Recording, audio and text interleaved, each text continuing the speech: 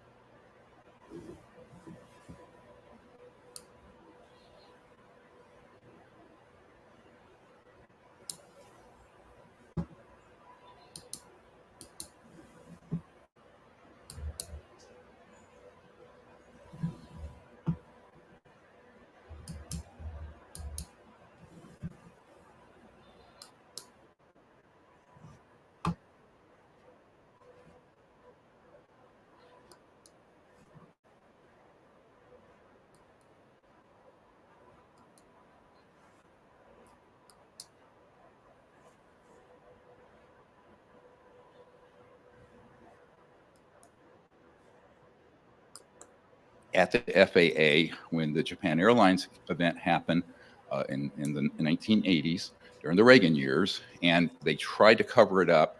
He took the original FAA tracking tapes. The Disclosure Project have the originals. And you're welcome to see them. Those of you in the media, we can try to get those to you.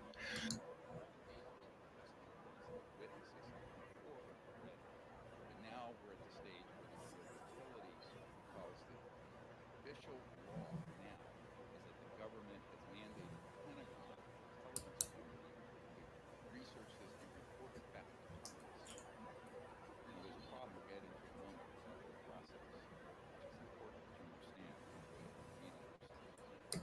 First, I want to tell you what we handed off to the Congress and to the White House and to the Pentagon Aero office, the AARO office that's tasked with investigating this. So we can go through the list of the material in the archive. It has government documents in the tens of thousands from all those countries: United States, Canada, Australia, Russia, Soviet Union, United Kingdom, and others. We have 145 top secret facilities, some of which are black sites that are named and on a map. You'll see them in a moment. The supporting documentation of it are in the archive, meaning the witnesses' testimony, who they were, when they were there, where the locations is, sometimes up to where the gate is. And that's been handed over to the United States government this week. There are 752 and counting whistleblowers who come forward over the years. Some of them are now deceased. But what's important, even the ones who are deceased, if you go to their history and their command and what they provided, there is an investigative thread to follow back in. Very important. There are also files with all these witness testimonies that have been provided up to date. In the archive are 121. We learned of another one last night from a very high level whistleblower who is not ready to come forward. So there's actually 122 crash retrieval cases of these UAPs. And those are documented. Michael Schratt, who is an aerospace historian and is working full-time with us beginning in November, had worked for Lockheed, but not the Skunk Works, on conventional operations. And he is doing those investigations for us, and also the beautiful illustrations of what these witnesses have had to share, and you will see those.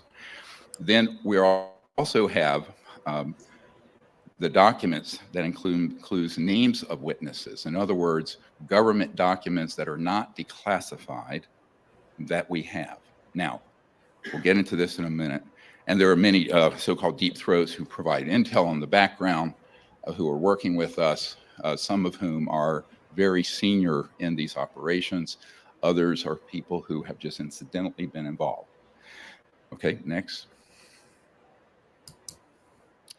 So this is just a thumb pictures of all these guys that we already have come forward. They're there for you to see.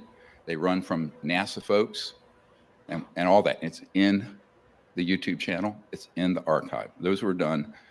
All these were up to 2001. So we're talking a long time ago, but those exist. It's perhaps a tree that fell in the woods a lot of you didn't know about. Next. And I want to go through this very quickly. This is just a scrolling list of the witness list. Each one of these witnesses has a file where they have either been interviewed or provide intelligence and corresponded with me, and that I have debriefed personally over the last 30 years. So you're going to see this goes on for about 100 named persons, and then it becomes a black list. It just has to be blacked out. Why? I'm not holding anything back except what I've been requested to by people whose confidence I have told them I will keep. So I'm a medical doctor. We understand patient, doctor confidentiality, like an attorney understands that. But until these guys want to be unmasked and come forward, we will not disclose their names, except the redacted list is something available to the media and to the public now. And in addition to that, it's very important, the unredacted list and the full files, including all my correspondence files, are in the unredacted archive. It's about, let's see, Isn't it cool? You can put terabytes on something like this. This is all it is, but it's about a terabyte. We have about 8 terabytes of information. We're in the process of scanning it and trying to put it into a searchable database. This has been provided to the intelligence community, as I mentioned, Pentagon, Congress, and the White House. It is also the redacted version would be available to the media if you can help us get it on a hard drive. We're really not funded properly, and each of these costs several $100s. So we gave it 1,000 of them. It's more than we've ever had. But nevertheless, it is an open archive. Eventually, we want to have it on an internet site. But the names that you're seeing now, you're going to see all their information is blacked out. And it's because they've asked not to be named. Now, they can be known by people who are working in a SCIF and have a vault, and who have the ability to then pursue it in the interest of national security. That has been provided to these key offices. So I just wanted to give you that as sort of an overview of how the list was constructed. It is by no means complete. We have a new whistleblower coming forward every week or two now at this point. And Michael Schratzer nodding his head. Yeah, this has become a torrent. And so we want to set up a mechanism. We're recommending that you'll hear what our recommendations are for the President, Congress to resolve this crisis. Next. So I wanted to mention that these bases, if you look at them, let's go to, this is where all these illegal operations have happened. I'm saying illegal because we can prove that this information, as Senator Inouye said, you'll hear his statement in a moment, has been run by a very shadowy, deep black operation. And we're not talking the legal black budget of the United States. We're talking about projects that presidents and CI directors and secretaries of defense, members of the Congress who have a need to know and are cleared TSSCI in SCIFs, secure compartmented information facilities, have been blatantly either gaslit, denied access.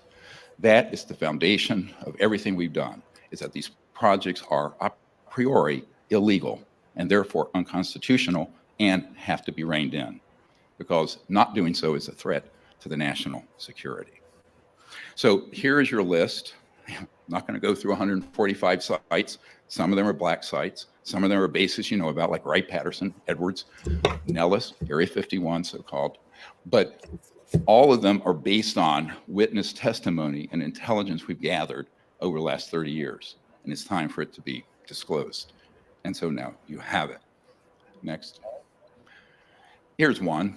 And people go out in the Mojave Desert.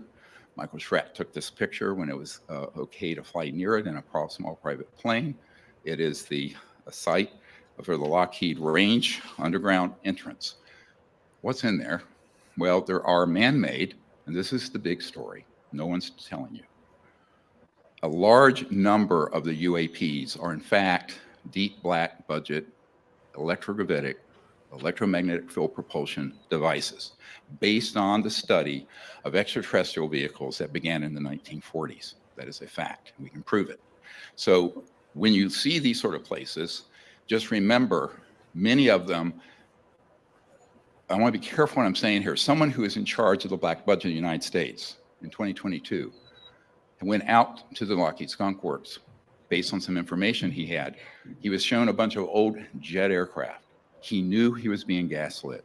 And they reached out to me and I said, what do you want? I'll give you everything we have. And that's what's happened over the last 16 months. So I cannot name this person, but they're a wonderful person of enormous integrity and a hero of our country. So I want to just go through quickly some of the new ones who aren't here. Now, the reason these have initials, they're waiting to be cleared for coming forward publicly. They're afraid. Let me explain to you why they are. This man, here's just his incoming letter. We get these every day. Now, he's afraid he'll lose his pension. He signed an 80-year non-disclosure agreement. He has been threatened, and some of these have seriously had their lives threatened. It's a very thuggish situation going on that the Department of Justice and FBI need to drill down on very quickly. Next. Here's an illustration of one event that he was involved in back when there was a extraterrestrial vehicle that crashed and ultimately ended up Oklahoma near Fort Sill. This man has been in a skiff with these objects. These illustrations are based on his direct testimony and hours of discussions since 2016. Here is a small extraterrestrial body, about 39 inches long, that was retrieved in that operation. There are extraterrestrials of various sizes. The last known count I had of different civilizations involved with this, about 60 to 70 in that range, and I think there could be more. Next. This is one of the underground command centers that in the with the commandant office and in some other offices.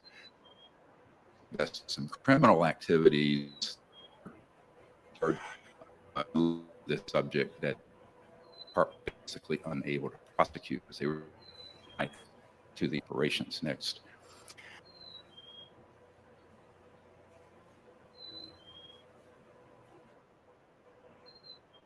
Here's one that also in this is through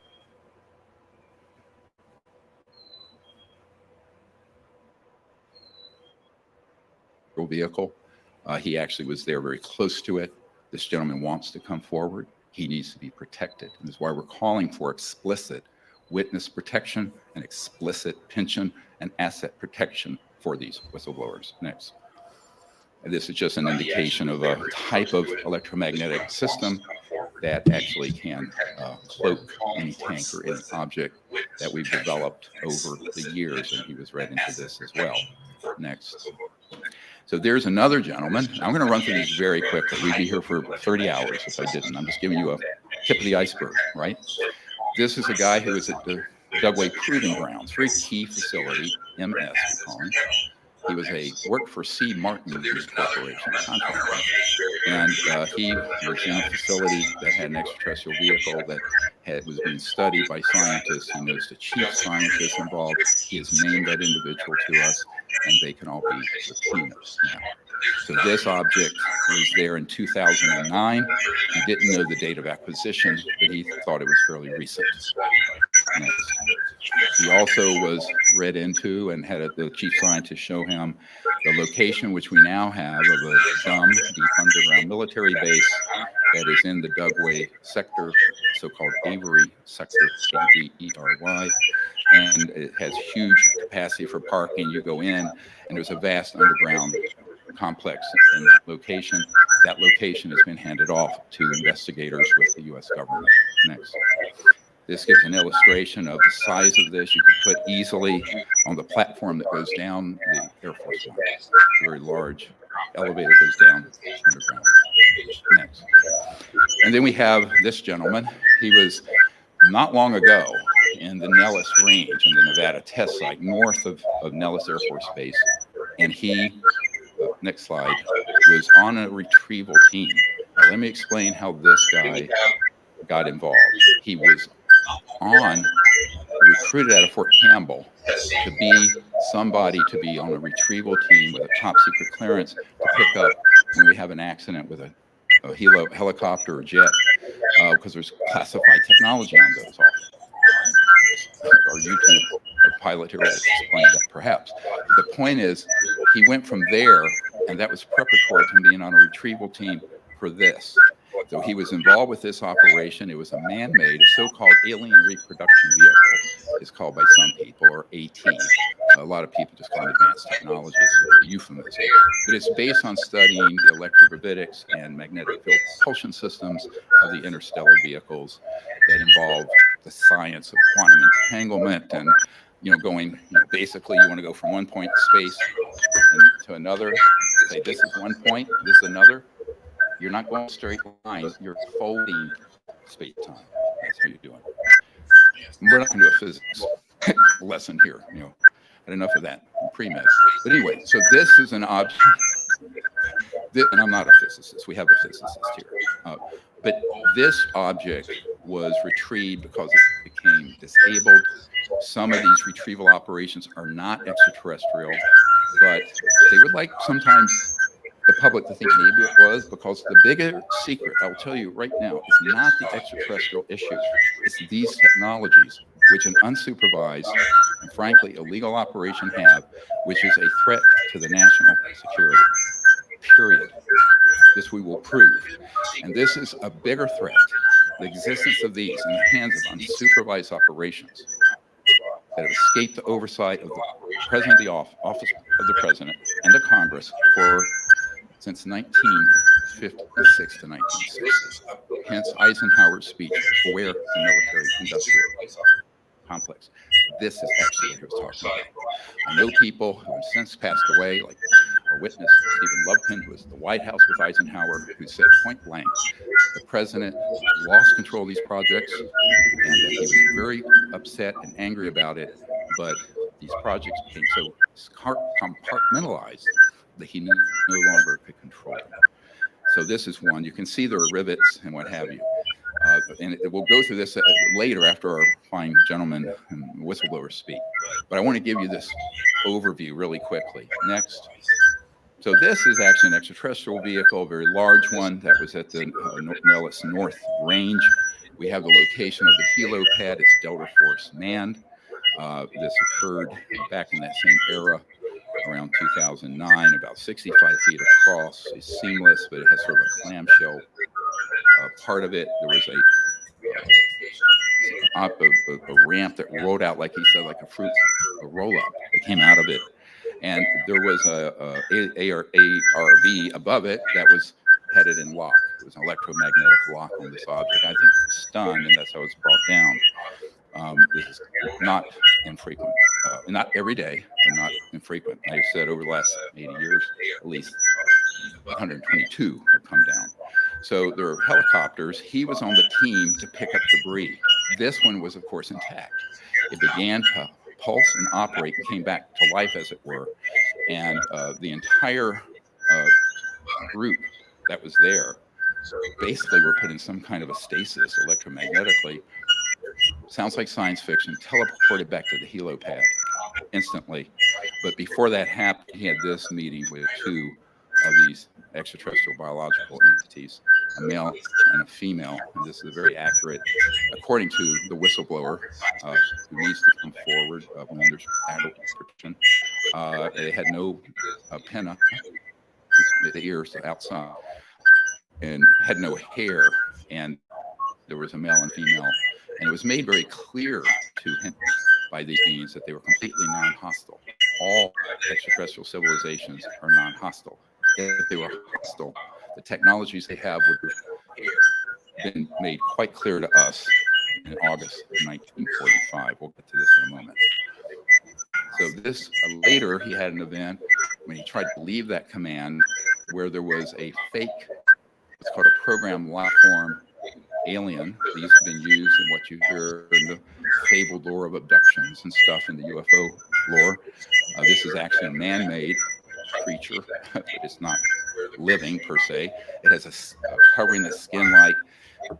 It tried to take him with one of these ARVs in command, and some people camouflaged in the ground near his truck. After he got out of this command, he was disgusted with what was happening. He no longer wanted to be part of that project, but they weren't happy he left. I told him it's a miracle that you lived to tell this tale. And so what happened is that his pickup truck went into sort of complete lock. Motor died because of this man-made UFO, UAP. He opened the door because he saw this creature, which he thought was an alien. It's not. And he hit it, it fell, he kicked it, and it split open this outer, and he saw the integrated circuits and fiber optics and what have you. This man I've dealt with quite a bit. He was ready to come to the Aero skiff. He had a nasty encounter with people who threatened him directly. This is recent. And so we have not been able to bring him to the Aero Pentagon briefing. Next. And this is one that came in 2009. We had a witness SL, we call him Coast Guard, and this is his incoming letter to me, redacted information. And then he told us about an event off of Guam where his Coast Guard ship, which is a buoy servicing vehicle out there, was called in on a mutual assist and got there. And you'll see on the next picture, there was an extraterrestrial vehicle that we had downed, but got lost in the deep waters there in the Marianas Trench. And it had gotten caught and tangled up. And oddly, a fisherman from Japan, a trawler, big trawlers. And so they were called in to retrieve this. He went and did retrieve it. He was part of the crew that most of them went down quarters, but with blacked out windows, he was there above ground, took a very sharp object to try to scratch it, impenetrable, could not scratch it, could not penetrate it. These are very advanced metallurgy, nanomolecular material, interstellar vehicles. Next. So what's going on with this? All of you have seen over the last 4 or 5 years these footage come out, and the Pentagon confirmed there are 3-dimensional objects with sensors and what have you, the so-called tic-tac and others. Now, I've spoken to one of the pilots who chased these objects. You've seen it on CNN, 60 Minutes, all these places. What hasn't been told when this event happened in the early 2000s is that these objects, which you'll see in a moment, particularly one of them, we have matching top secret witness testimony of them being a man-made object that our jet pilots and military don't know exists. This is dangerous in terms of deconflicting operations. So let's go to the next and play this.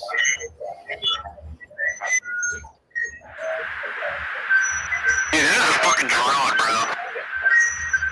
There's a whole fleet of them. Look on the ass thing. My gosh. So we're going against the wind. The wind's 120 knots from the west.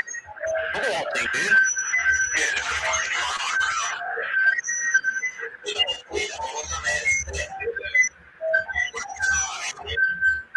That's not LNS though, is it? It's not. It is an LNS, dude.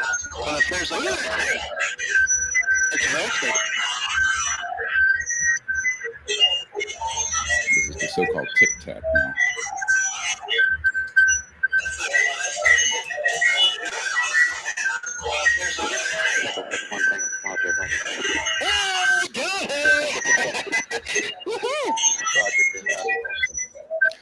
Now, of course, this has been called an unknown UAP, what have you. We can excuse the Pentagon and most of the military and the White House and the Congress for not knowing what this is, because the operations that have been building these are deep, black, illegal, and they are not disclosing it properly to the authorities in our constitutional democracy and republic. This is based on a sighting of a group of people. Is basically the same object in the 1960s, 1967. Let's go to the next slide. And it's sort of a sketch here, the so-called vintage steam boiler. These have been seen in multiple places around since the 1950s and 60s. Next. There's one that's a very good color illustration of it. Notice the probes on it. Extraterrestrial vehicles do not have those. These electrostatic discharge objects. We're not going to get into all the physics of this. Our team understands it, and we're welcome to share that in a longer brief with media folks. And here's the 2004 off the coast of San Diego tic-tac. It's fundamentally the same object. Next. And here it is. We have a top secret whistleblower came forward a few months ago in 1991. So now we're talking quite some time ago, way before the 2004 event, that is offloading off a C-130, one of these UAPs, but it's actually a man-made one. And here you have the color illustration. This man is very afraid to come forward. He was warned not to, and at one point was told he would be, quote, executed. Next.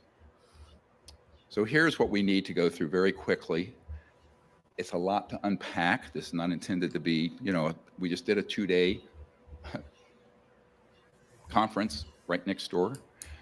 The media are welcome to get that entire event with all the details for you if you wish to have it, or people get it to you.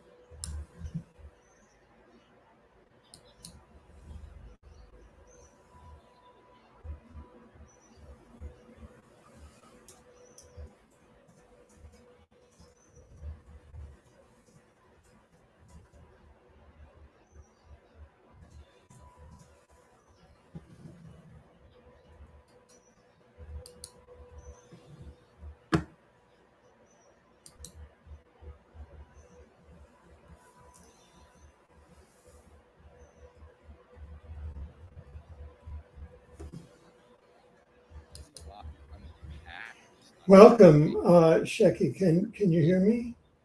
Yes, I can, but the sound was bad until just now. Yeah, exactly. It seems that there's interference at the National Press Club level, probably deep Okay. state, maybe NSA or one of those agencies. We're getting the best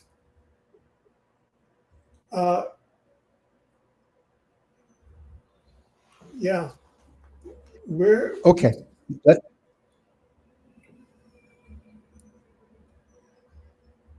Can we hear? Did you turn off? yeah. Oh my God, this is coming in. I can't hear him.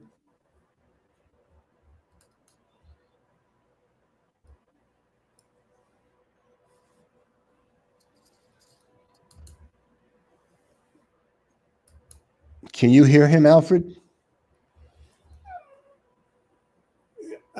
Yes, Shecky, can you hear me now? I can hear you, Oh. but I can't hear him. Oh, okay. Let me, what we're doing is here. Yeah. Here, I'm going to send you.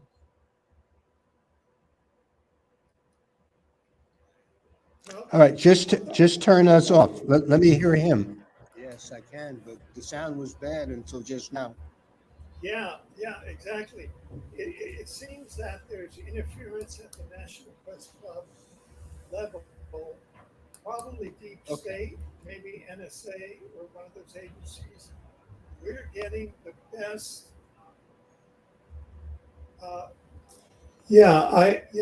I'm a bit confused here. Okay.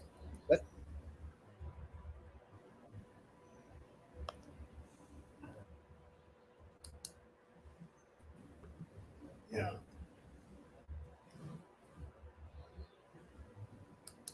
Oh my God, it's coming in.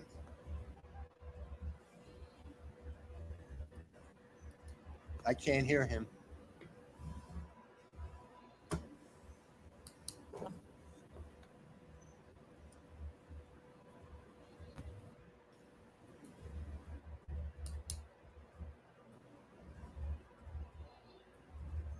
Hear him, Alfred? Yes, Shecky, can you hear me now?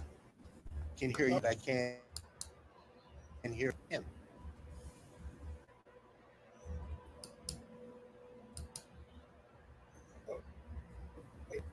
Um, yeah, I'm going to send you. All right, just turn us off. Let me hear him. Okay.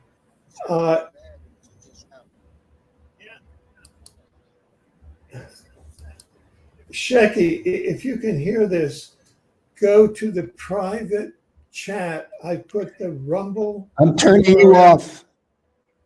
Okay.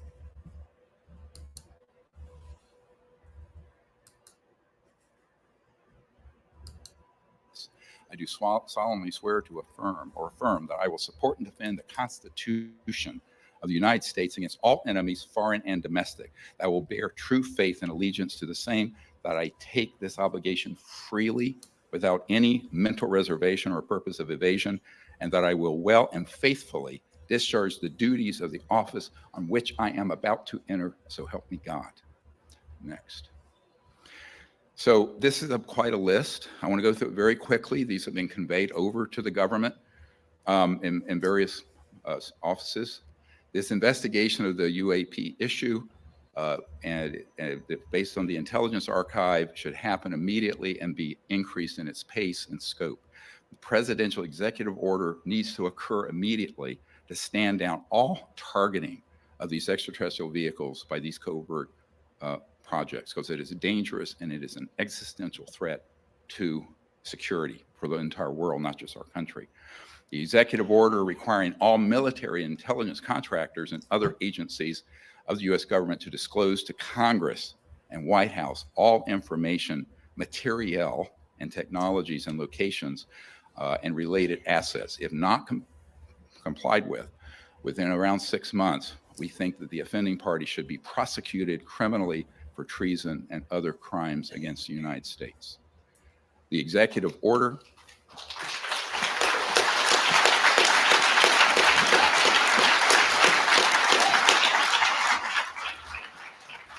we need an executive order where the State Department and Pentagon coordinate a global diplomatic as opposed to military response to these extraterrestrial civilizations. Should have happened. Barry Goldwater, Senator Goldwater told me it was a, excuse my language, goddamn mistake then and goddamn mistake now that this was ever kept secret like this. He was not allowed in this project. When he tried to get in, General Curtis LeMay told him he could never ask him about it again. We have that whole trail with former Senator Goldwater. So we also need to have an executive order so that the U.S. Patent Office that has seized these 0-point and related technologies under bogus application of the national security laws, and we have a copy of an inventor had one of these happen to him. Those have to be reversed. Those patents have to be released, and inventors and scientists around the world that have come across these, look, the laws of the universe are universal, and they've been discovered by folks. They get grabbed, they're either put on a black shelf or they get this national security order slapped on them. Those have to be reversed, and those should be released open source to the public.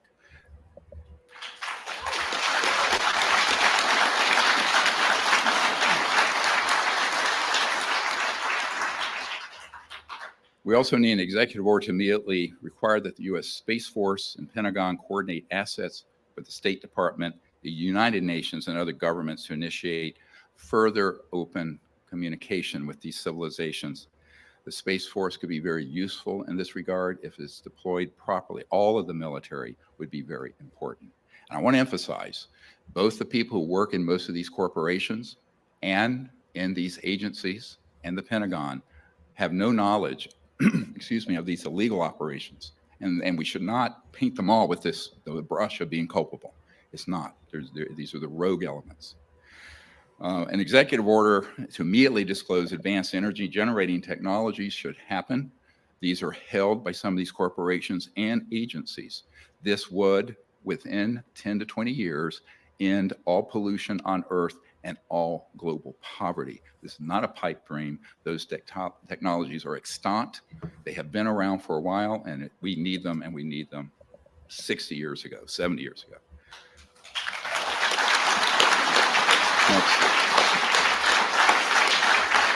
Next. So, these are going to continue, and we don't have time to go through all of these. So the reason I'm going through these is that there's a specific action plan that we have. You can read these. They'll be in the press briefing materials if you need them. And I think it needs to happen very quickly because this is all going to come out, and there needs to be an organized response. Next. The congressional recommendations, Congress should immediately pass a $50 billion research bill to develop and bring forward these safe technologies related to zero point and quantum vacuum energy systems. We provided 50-some billion for the chip industry. This is way more important. And frankly, it needs to come out very, very soon, given what we're facing with the climate and global poverty issues. That's something that needs to be put on the front burner. It is certainly a more important agenda than the partisan bickering that we see today. Amnesty provisions need to be passed explicitly for people wanting to come forward. I have a major number of folks who are executives, corporate, also whistleblowers, some of whom have been involved in activities that are not legal. If they come forward, they should have immunity so that this can all be unwound in a orderly and peaceful way. That needs to happen very quickly, and it should be included in a bill this year. The Congress should also convene open hearings on this. I understand from discussions with a member of the House Government Reform and Oversight Committee that this has been discussed by the chairman and the Speaker of the House. I think that should be put on the front burner and move forward very quickly. We will provide all information and have already provided all information they will need. There are, I'm sure, other archives that can be brought to bear, and other whistleblowers are now going to be coming forward, probably several a week at this point. Congress should also pass legislation to explicitly protect the personal safety, like a witness protection program. It is not an exaggeration to say that in the 30-some years I've been dealing with this, I have dealt with multiple people who have been flat out threatened with execution. One of them is sitting here at this table, perhaps more. Next.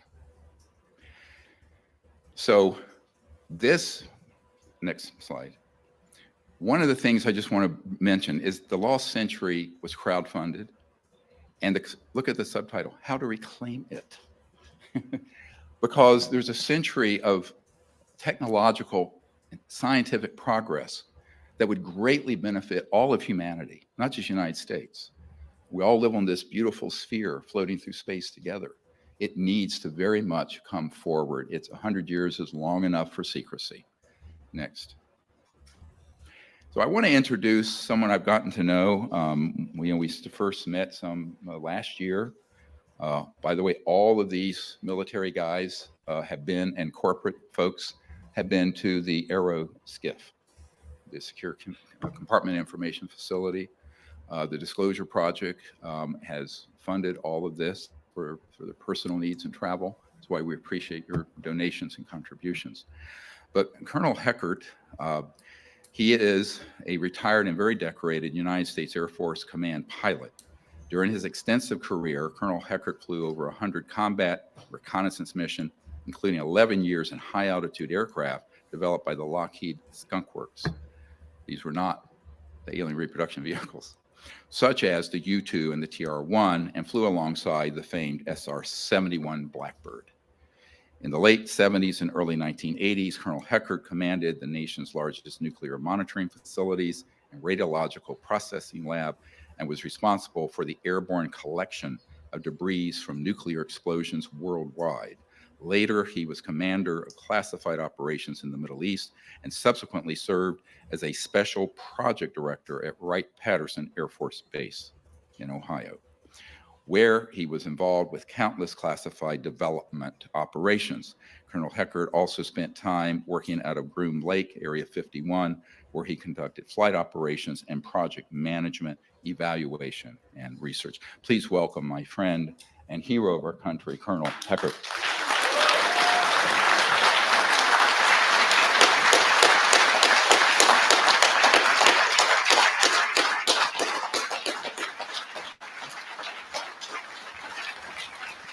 Please. Well, thank you for being here and listening. I need to establish just a couple facts. I've been involved with SCI vaults and code words since 1964, and my last access with the Air Force and other agencies was 1967. For the last 8 months, I've been involved again in SCI discussions, thanks to this gentleman and all of these people sitting next to you and all of those volunteers. The things I want to share are first just a little bit of historical information quickly. You know the name Kelly Johnson. Kelly Johnson and the gentleman, Ben Rich, who succeeded him, I got to know very well.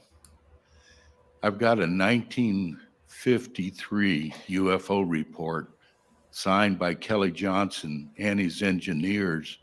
And in that same UFO thing, about 4 hours later, it appears over his house.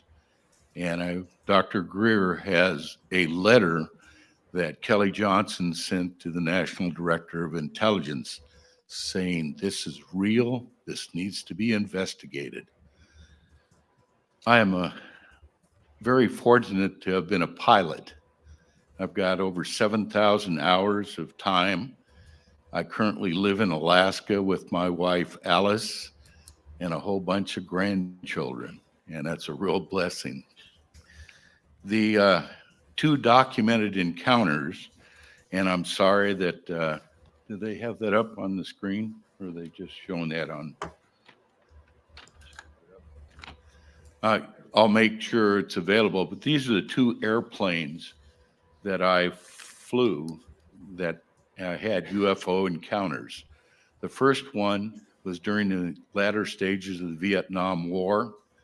I was flying an operation called Linebacker 3 going into Laos. I was in an orbit at 14,500 feet just south of the Laotian border, and my two armed escorts, because the RF is unarmed and they're there to protect me, were delayed on takeoff.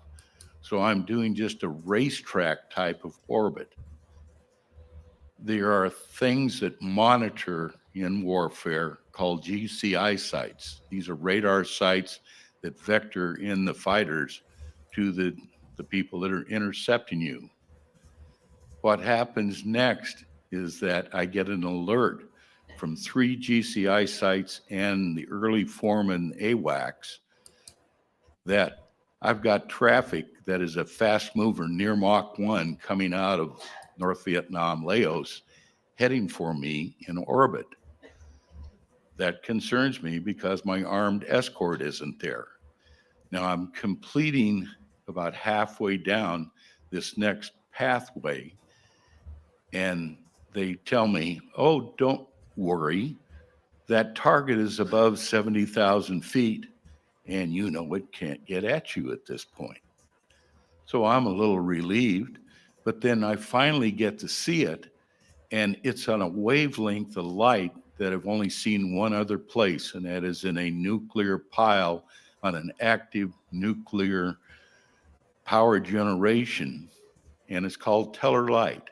It is very unique, very white, very, very bright. So we look up, and it's an 11 o'clock, and over here off my left shoulder, about 10 o'clock. My backseater is stumbling to make their emergency detection systems and our defensive systems active. We watch this thing, and it's way above there, and I'm a little relieved until all of a sudden, through the mid-term of the orbit, it comes from 70,000 feet down to 12,500 feet in 2 seconds. And now it's tracking off my nose and staying at 5 nautical miles away. That sets off everything in my aircraft. The 3 GCIs and the AWACS are really concerned about me at this point. And as we go on parallel with this thing flying at 5 miles an hour, I'm really concerned. And then they ask me, will you intercept this if you can?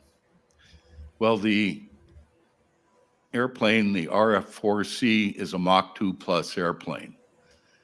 I've been in flight for a little while, and so I've probably, if I go to afterburner, only have about 15 minutes of fuel left. But I agreed to intercept. The reason I did was I have a new one-of-the-kind IR infrared sensor, but it's on the bottom of the airplane. So my backseater and I agree, hey, this is important. We can see this. We need to document it. I go to Afterburner, and we accelerate very quickly through Mach 1, go up to about Mach 1.2, and I close to within 3 nautical miles of this UFO. And we've got it now on our radar. We've got it pegged. The guy in the back seat can't see it on his display because that sensor's pointing down. So I pitch up, do a supersonic climb up, and he says, we got it, we got it, we got it.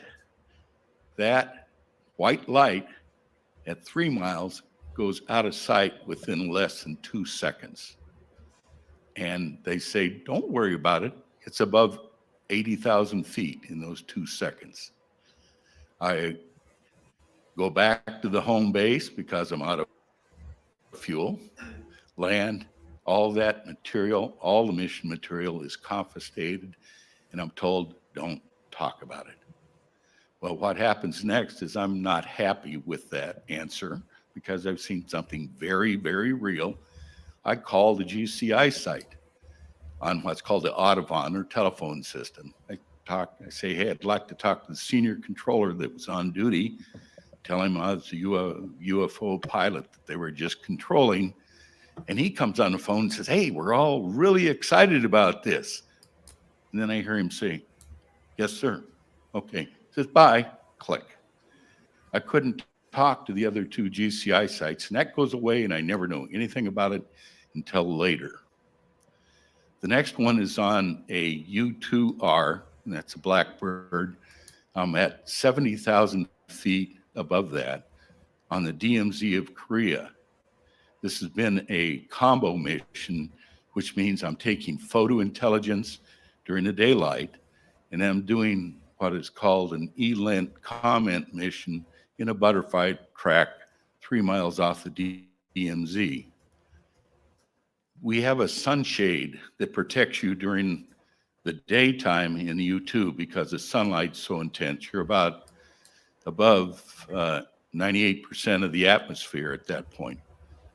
Anyway, I have that slidden back, everything's looking good, and all of a sudden I am blinded by that same frequency light from above. It turns my black airplane white. And the U-2, as the last ditch saving method to avoid a missile, can do a turn at less than 7 nautical miles at the same altitude the SR-71 is at. SR-71 takes 160 miles to do that same U-turn.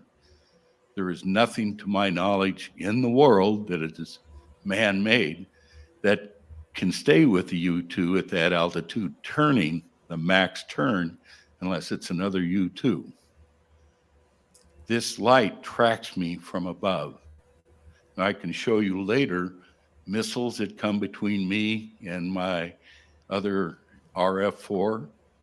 My airplane's got holes in it. They never made me abort a reconnaissance operational mission. This scared me so bad that I had to abort. But when I land, normal debrief does not take place. They just say, go shower and go to your room. Okay.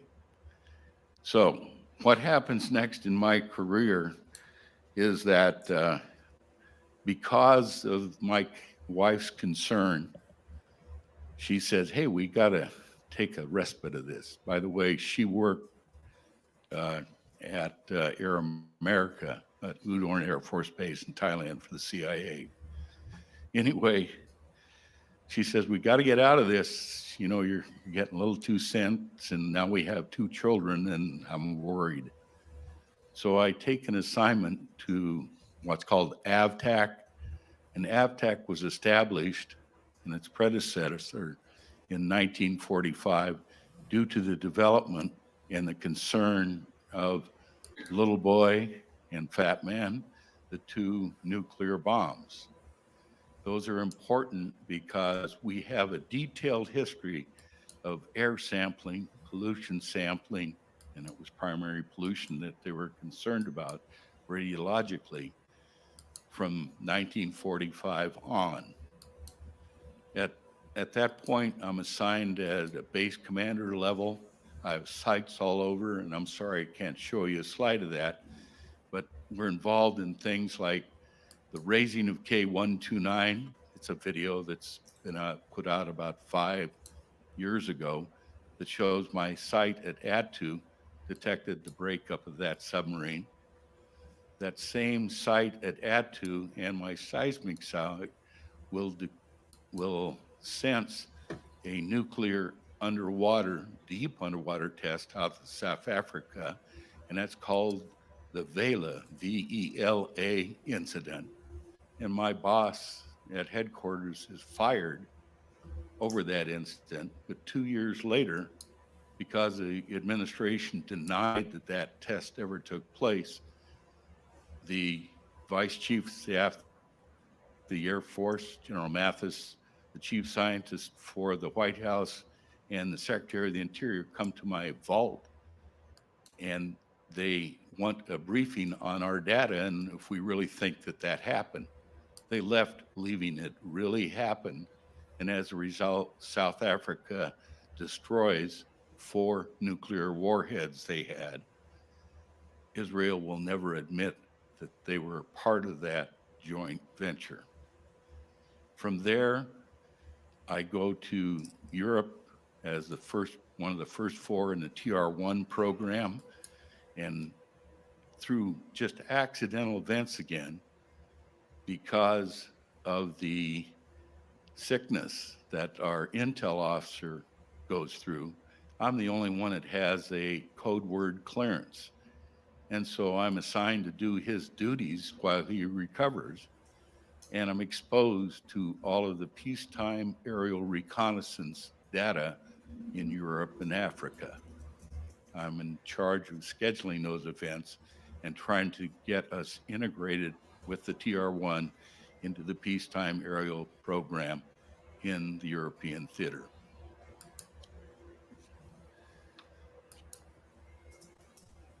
From there, this is supposed to be a 4-year assignment. At the 14th month of my tour in Europe, I am required to, or I was asked, do I want to fly a high flyer again? And of course I said yes. They do a process when you go to a classified site called sheep dipping. And so they put fictitious orders in your official files. I go overseas and work in the Middle East and actually work with Delta Force on a hijacking in June of 1985 during that tour. And we lost a soldier on the ramp. But this is in direct coordination with MI6 because it's a British base and that's now declassified. But it was quite an experience. The only problem is that there was a conflict in the chain of command. I was supposed to be the chief test pilot for the U2 program back at Edwards. That's a follow-on assignment they promised me. Instead, that assignment's canceled. I'm held in that remote location for 10 days. My wife was about to disown me, and I am told I'm going to Wright-Patterson Air Force Base. The new job for the first 6 months is Director of High Altitude Test for the Air Force. The next job, and this is through the end of my career, is the Program Director for the U2, TR1, SR-71, and other advanced classified programs. I need to transfer to this and tell you about a recovery that we did called Project Morning Light. It is a reconnaissance satellite that comes down, and eventually parts of it end up in Grave Slate Lake, and there's radioactivity that's cleaned up from that. That also involves a U2, or pardon me, a UFO. The other thing I want to just share with you is the 3 events in Area 51. And those events themselves are first a security breach. And the reason I'm there is because some of my funds in my black programs, and I was required to justify that black budget to the House and Senate Select Intelligence Committee on a quarterly basis. Some of those funds are not being spent. My projects aren't going forward. I'm there, and I overhear 2 people talking about using Navy sensors to photograph an aerial vehicle that's flying at night, and they're going to make a lot of money. Well, I report that immediately. Those people are arrested, and I don't know anything more about that event, except none of that imagery they took got released. The next one is that I have a number of cost overruns in my projects. I'm back and I look, and I'm finding that other programs are using my funds diverted for their use, and that's what's slowing my developments, and I'm very upset about it. The last part, and this is, gosh, I'm sorry, I'm having my senior moments, so forgive me. But I will let you, but I'm available afterwards. I'm sorry I've taken so long. I know this is a tiring briefing. Thank you.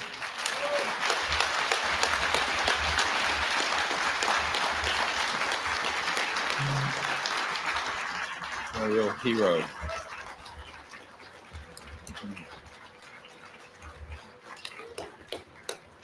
Thank you, Lieutenant Colonel Heckert. There's a lot more. I said each of these witnesses have stories to unpack from, for example, Area 51 and what have you. It would take hours, but I want to give you a sense that this is really the tip of the iceberg. These represent 0.5% of the Disclosure Project witness list. So the next gentleman I'd like to introduce has become a figure of great support for us. He's a Marine who in 2009 in Indonesia had a direct encounter with one of the man-made operations, and he is Michael Herrera. He has very courageously come forward. The first time he contacted me, because I know of these sort of operations that he came across on his mission, I told him that every single person I knew who knew about what he had seen had not lived to tell this story. He is enormously courageous. Thank you and welcome to Michael Herrera.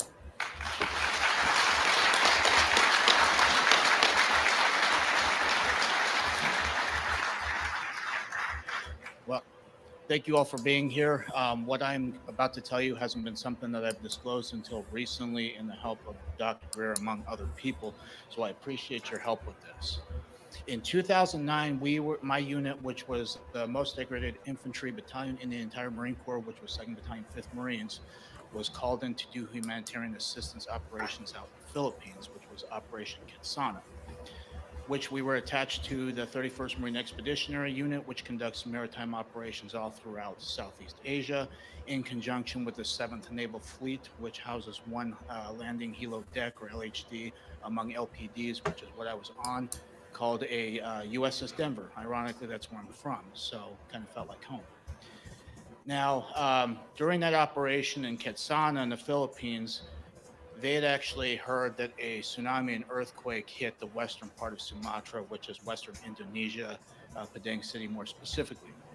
Out of all the ships in the 7th Fleet, the ship I was on was the only one that was routed to that location, which was oddly strange. But then again, this is my first humanitarian operation, so I don't know the logistics of it, but the skipper of the ship would probably know that information. So this happened September 30th. We ended up getting called and dropped anchor around October 8th. We are briefed in the ward room, which is the officers' mess, where they eat like their cafeteria per se. We're briefed that there is some of President Obama's family members that are present on either in the city or somewhere near there. They had a SEAL platoon that was ready to go to retrieve those people. Us knowing well that Indonesia is also the second largest terrorist capital where they train these guys, and they'll send them up to whatever theater of operation where anybody wants a piece of the United States, they ship them up to go handle it. So we know that well, and we were then briefed that we were going to be armed during this operation, just to also provide security for the transportation coming to basically drop off medical supplies, shelter, food, water, things like that. So they ended up selecting certain Marines to do this. We were only in sticks of six Marines, so it had NCOs on top of to help with that. So we again boarded CH-53 Super Stallions, which are gigantic helicopters that are roughly 100 feet long. I love the design of them. It's my personal favorite. We ended up boarding this on the ship, and we flew to the southwestern part of the city, which is Padang. Looked a lot different through satellite imagery that I've recently seen. Back then is a lot different, especially because most of it was decimated, on fire, rubble, flooded, you name it, basically the worst kind of scenario you could ever see. From then, once we touched down on this landing strip, it took probably about 2 minutes. And then again, the pilots got radio confirmation to go ahead and drop us into certain parts. So we again dropped to a hasty LZ, which took probably about 6-7 minutes to fly to from that position. And we dropped to a hasty LZ. We got off the bird. And what we were instructed to do at that point through the briefing was to push to a high ground, at least to get better observation. As a Marine, the tactical advantage that you get from having a observation from a top point is you see everything clearly. You could also coordinate from there. At that time, we had did a tactical column, which we were able to get eyes on pretty much everything, especially with 6 Marines. So we have the effective communication at that point. If we need to engage, we can properly do it within the amount of ammunition we've got, as well as the weapons that we got, which were only M16A4s. So at that point, we decided to push forward. We trekked up about 300 meters. At this time, I have a Panasonic camera that has the ability to take photographs. It has a ability to take videos, obviously. When we got to this high point, I was taking video camera, and I had actually turned to the north, which just kind of slopes down. And right there was something that stuck out like a sore thumb, especially with jungle terrain, things like that. Vegetation, very green stuff, was something that stuck out so well. It's always going to be basically imprisoned in my mind for the rest of my life, and it has been for 14 years, was something that was rotating, and it was transitioning between colors like a light matte gray, as well as a dark matte black. So in between, that's what it kept, and it was very smooth. We had all looked at each other as we got online, and we decided to investigate. The further thing I want to say is that I actually took pictures and video of this before we actually trucked down. We had a dump pouch where we basically, if we expend ammunition, we want to retain our magazines, so we put those there. So I dropped my camera in there, and we decided to go down. We didn't have any communications, which was weird, and that was a very odd thing, and it's something that either could have been good that we didn't, or it could have been something that could have been very bad. And it just however you want to look at that. Once we got down this slope, we were approximately 150 meters away from this craft. When we all got to the point where we could see it, just like behind here, again, Mr. Schratt, phenomenal job. You can see that the craft here actually was roughly about 300 feet. And the reason why I know this is because you could fit 3 of the helicopters that we flew in on underneath this craft. It was rotating a clockwise motion. The panels here that you see, the black ones, at least 3 of them, was like a Vanta black, very dark. I have no idea what that was.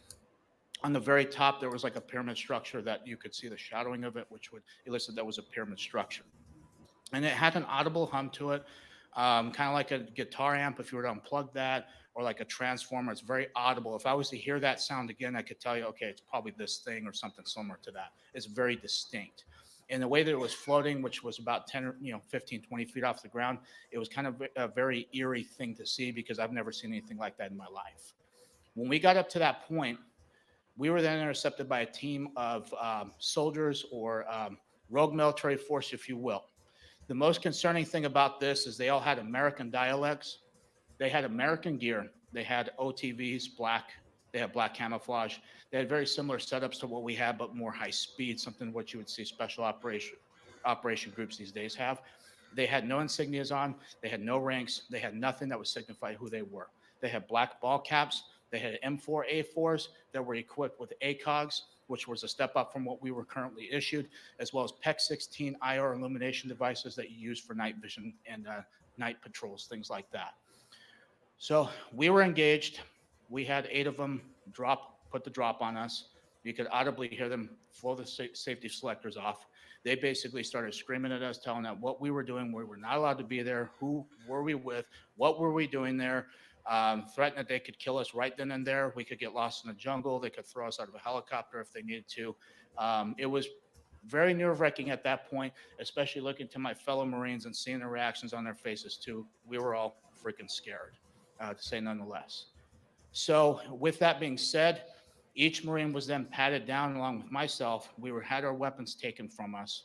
They were basically cleared in condition 4, which means they had no round chamber, no magazine in. They dumped our magazines out of our mag pouches as well into the deck. And then again, because of Marine Corps order, how things are with that, we were told to keep our military ID in our left breast pocket. So they knew that.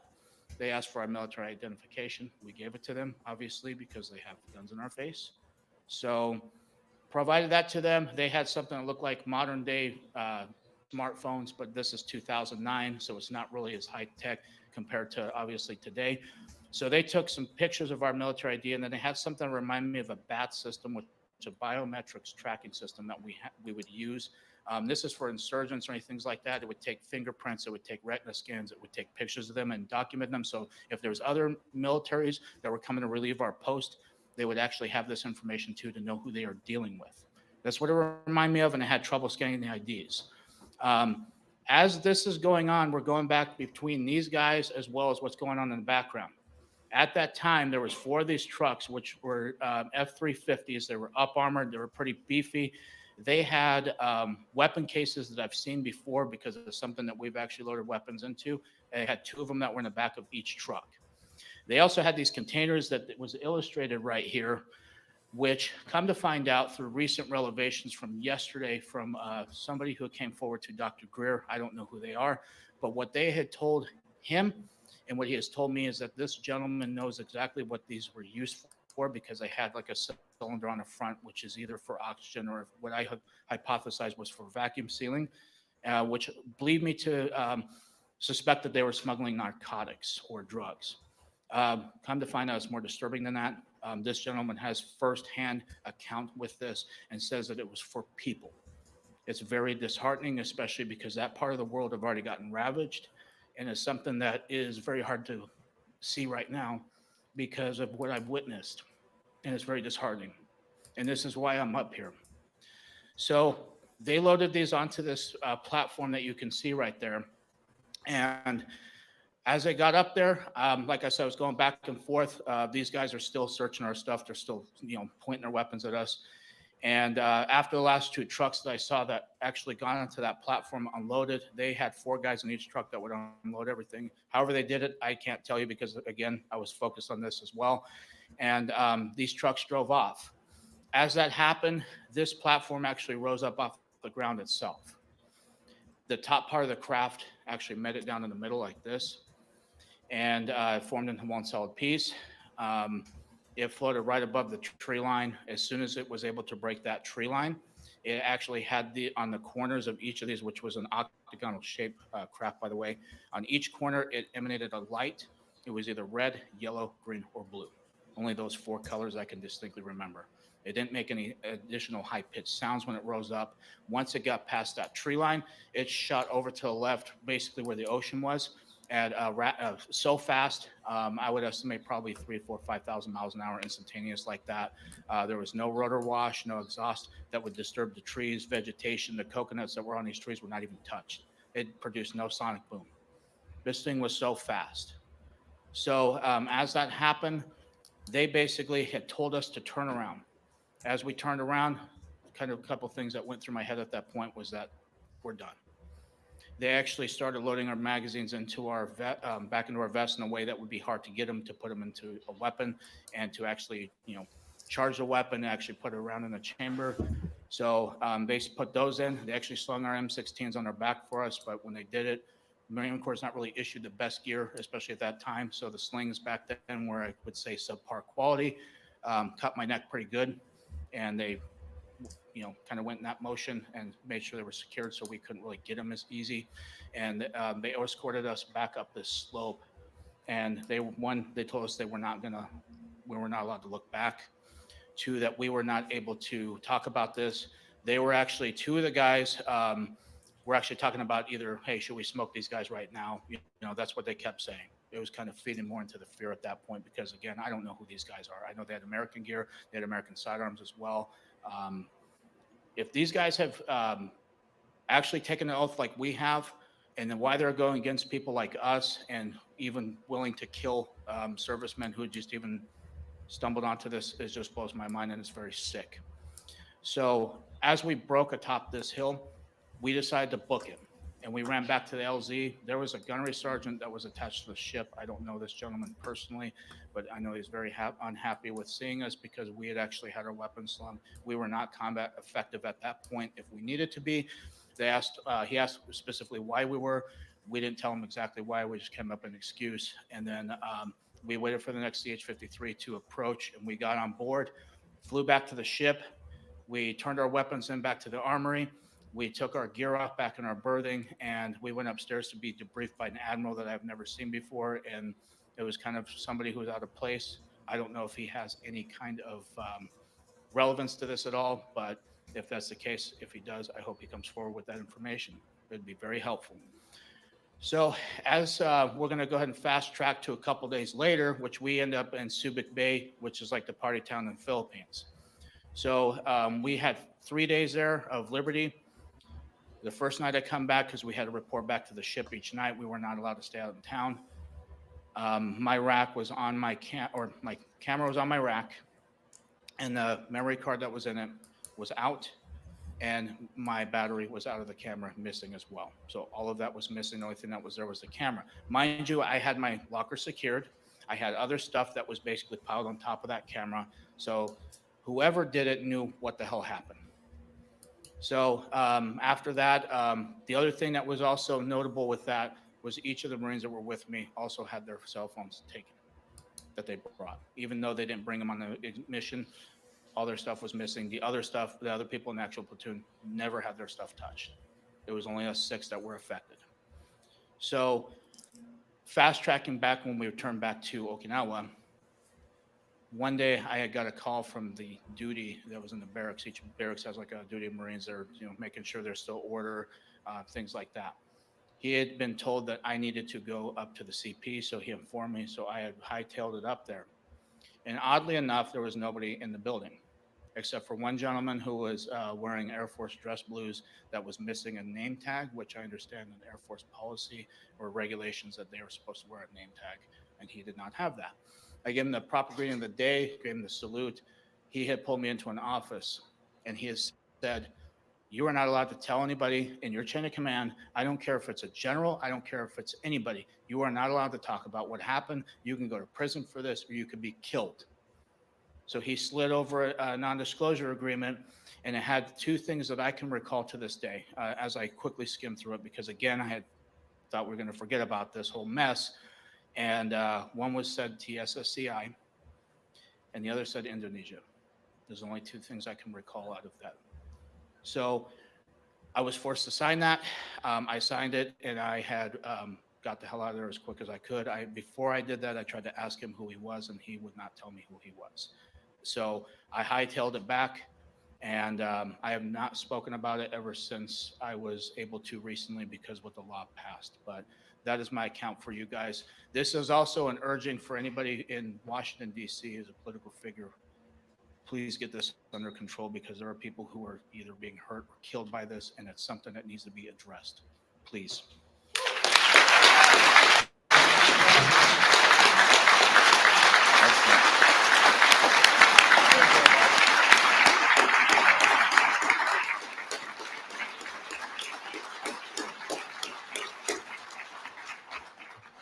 Thank you, Mr. Heckert. I do want to share that also when we reached out to him, we have the names of the other 5 people in the platoon. Of course, these will not be disclosed because they have requested their names not be, but there's corroboration.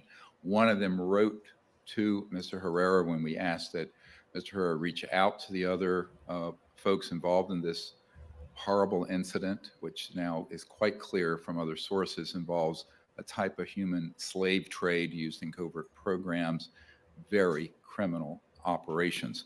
He said, hey man, this is asking too much and it's not worth the risk. My family and military career far exceed anything you are asking of me.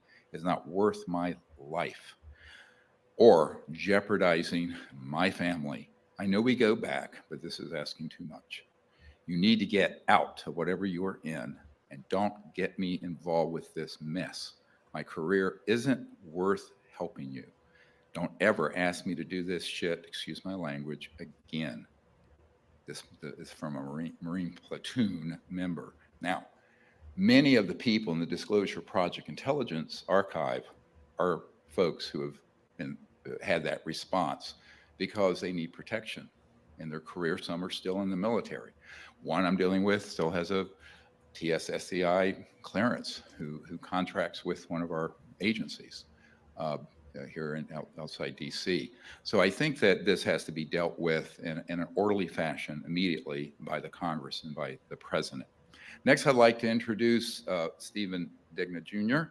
He's a U.S. Army veteran, disabled due to an incident.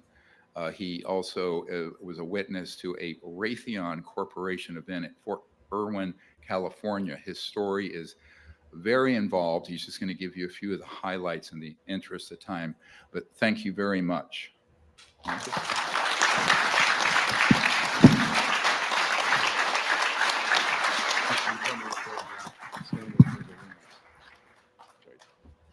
Good afternoon, everyone. I'm going to look down and read this. I have a brain injury, so it gives me problems. So I apologize.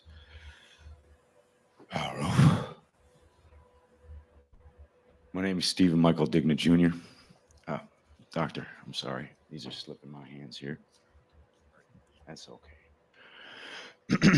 My name is Stephen Michael Digna Jr. The following testimony is true and inaccurate as it can be at this time to the best of my ability, and I am prepared to swear this testimony under oath before the Senate and Congress. I'm a former sergeant in the United States Army. I began active duty service in 1999, and I served until 2002. I was assigned to the U.S. Army Training Center, W4J9 Alpha Alpha, Fort Irwin, California, located in the Mojave Desert inside Death Valley near the Barstow, California in 2000. I was assigned to Alpha Company Group, Live Fire Combat Engineer Division, Computer Support Systems, and basically for civilians, it's management for live fire operations. I acted as a hub between the operations group, intelligence planners, ground team, Air Force, and Star Wars programs. Thank you, Doctor. In July of 2001, I was observing a live fire practice at a level from an observation deck at approximately 3 stories high from the desert floor. I saw a craft in the distance at approximately 200 feet off the ground, measuring approximately 172 feet across, strongly resembling a hovering B-2 Spirit. Upon first glance, my eyes were adjusting to the darkness. I could see 7 lights in a V shape. After that, I closed my eyes for approximately 30 seconds to allow them to adjust to lighting conditions. We were running red lights throughout the bunker due to the current live fire exercise. The range was hot. That means rounds are being fired and lives are at risk at all times. This was interrupted by a very, very ominous call, a net call. It said cease fire, cease fire, cease fire. It came from one of our observer controllers on the ground. There's about 27 teams out there. And they kept soldiers alive and trained them. Sorry, thank you, Doctor. Once my eyes adjusted, I could make out the general shape of the craft. There were 2 men from Raytheon present. I pulled out my night vision goggles to get a better look at the craft. It appeared to be generating 7 lights along its wings and underbelly. I noticed another smaller craft oriented on the right side and at the same height as the first craft, approximately 75 feet to 100 yards to its right. The second craft was jet black, V-shaped, pointed towards the first craft. This craft had equally joined, spaced, rectangular sections forming the hull. The craft had a gimbal rack that deployed from the bottom of the craft. Approximately 5 to 6 holographic lights, holographic emitting lights were pointed directly at the first craft. That was my assumption due to the fact that they were displaying a strange color within my NVG goggles. Anyone that knows the old school, circa 2000 NVGs, they don't emit color. They give you green, grays, and blacks. I was seeing colors within my night vision goggles. This was not normal. And it was my assumption that perhaps this was a hologram being projected from the other craft. I can't confirm that. However, that was my assessment at the time and my suspicion at the time. I wanted to throw a baseball at it, but I didn't have one, just to see if it was tangible and solid. The second craft was jet black, V-shaped. I'm sorry, jumped a little space here. Thank you for the bullets, Raven. The craft and the gimbal rack were deployed from the bottom of the craft and approximately 5 or 6 lights. Sorry, Dr. Greer. Guys, I goofed up, and that's a part of the brain injury suffered during the explosion on the live fire range. One of the 2 men on the observation deck from Raytheon noticed the night vision goggles I had. He went from chattering cheerfully. They were pretty relaxed. They'd seen these before. It wasn't abnormal to them. He looked at me with a very, very severe look of disapproval and anger that I had. At that point, they both went calmly inside, probably a little bit angry, and it felt as though I had crossed the line. I took another look with my night vision goggles. The reason this event was not reported was due to the fact that it was not unidentified. I'm going to repeat this very clearly to the cameras. This craft was not unidentified. This was on our birds, and to the observer controller that called that out on the range, I'm not going to put his call sign out. Roger up, eyes on, hands on confirmation. That's our bird, but she doesn't need wind to get lift. She was hovering stationary. This was, I'm going to interject here. Sorry, guys. This was very dangerous. This craft showed up unscheduled. I got no notification.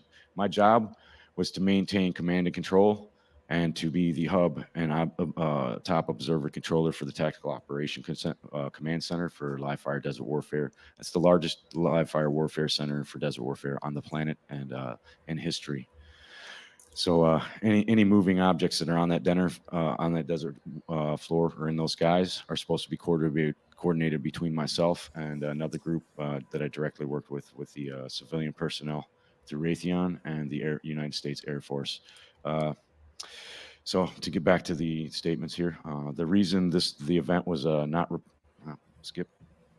All right, well, this is going to jump in a little. I was the fastest promoted soldier in 25 years on the post.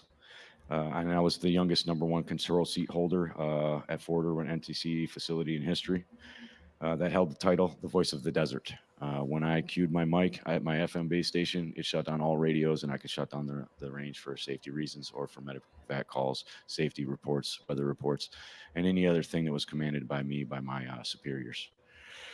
I skipped over that, but I filled it in good. Approximately 5 to 7 days later, sorry guys, this is personal. This affected the rest of my marriage, my life, and my relationship with my child.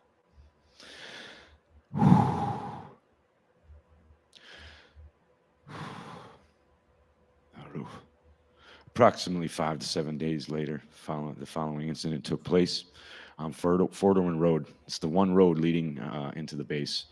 During the weekend pass after the show, my wife and I had taken a pass to go see a movie. And this took place right after the live fire bunker, about 5 to 7 days afterwards. We skipped the second movie or halfway through. I was really tired, just got back from running the range, 78-hour shifts with no relief.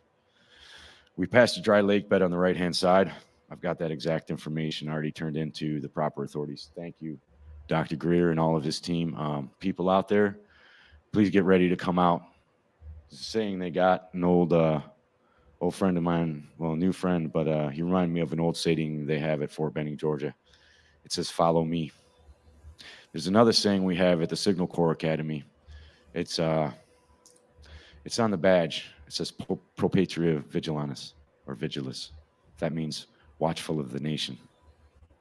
And then there's another group of men that I served with, and I tried to keep them alive every day to the best of my ability. Same guys that blew me up. And I still love them today, and I asked for amnesty for all of the information I'm going to say from here on in. These boys are on the ground, on the hottest spots in the planet, along with these other soldiers, and they're dying out there. They're out there killing people under false pretenses. I've also turned information in that may be able to prove that to the proper authorities, thanks to Dr. Greer and his team. His team so far has been accommodating, polite, honest, respectful, and this man is my new general. He leads the way. So rally up, rally on me. This man is the way. He speaks the truth. He is sound. Apologize, Dr. Greer. I've been waiting to say that for a long time. I thought they would laugh at me and look at me like I'm a lunatic. However, I brought my data. I brought the information. They stripped my information, said I had a driver's badge and a service ribbon. I had 2 accommodation medals, and I had total 7 certificates. They put me in for an ARCOM, which is the highest award you can get for a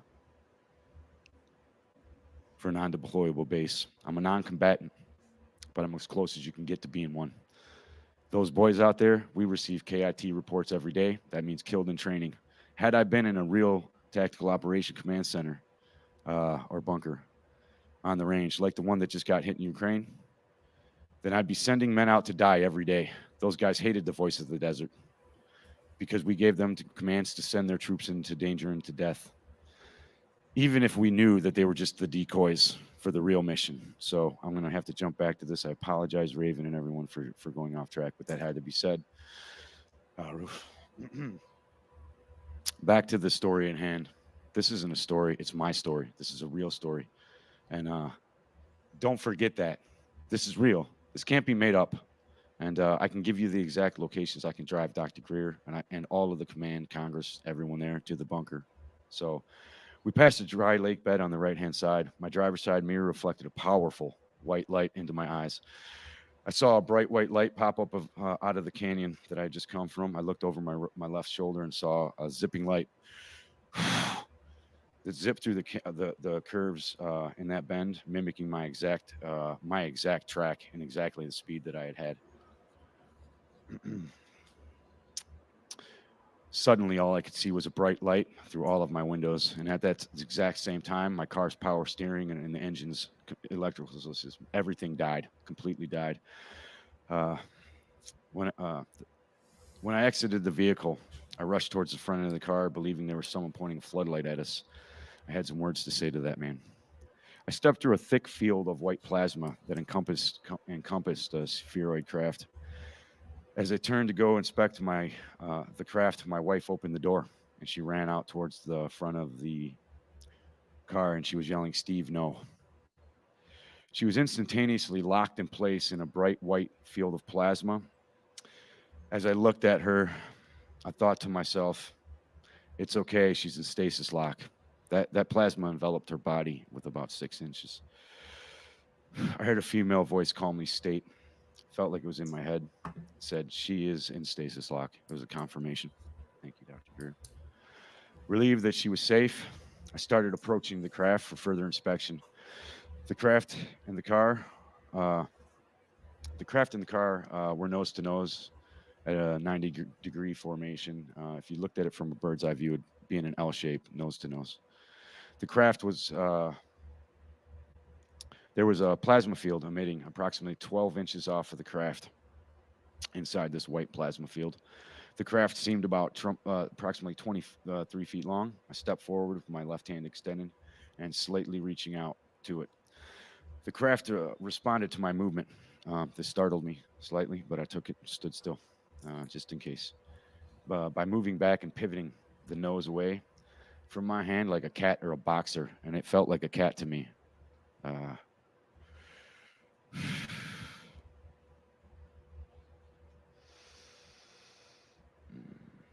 sorry, lost my place. The exterior looked like polished black onyx.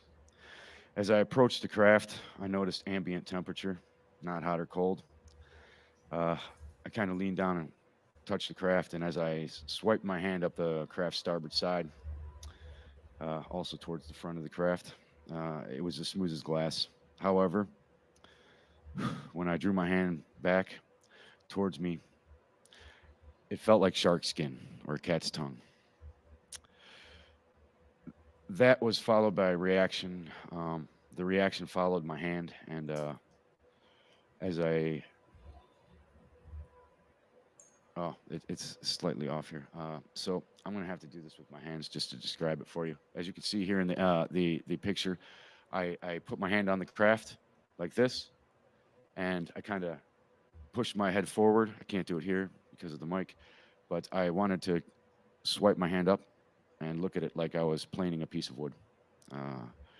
As I drew my hand back, that's when I felt that this strange texture. It felt like tiger skin, or a shark skin, or like I said, a cat's tongue. As I drew my hand back, pixels jumped off the craft. They were like micro shavings. I would call it.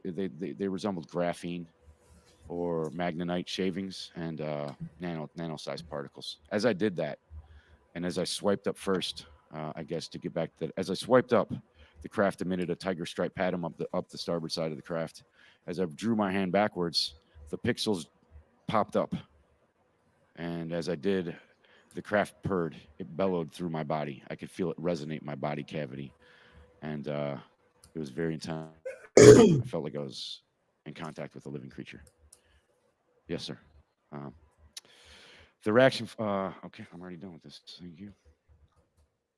As I drew my hand back, a lattice work opened up underneath. There was a very vibrant colors coming out of the craft, the underskin. This was a very thin nano layer, and there was a meshwork, honeycomb style, and it was like a lattice work that was like a frame around this.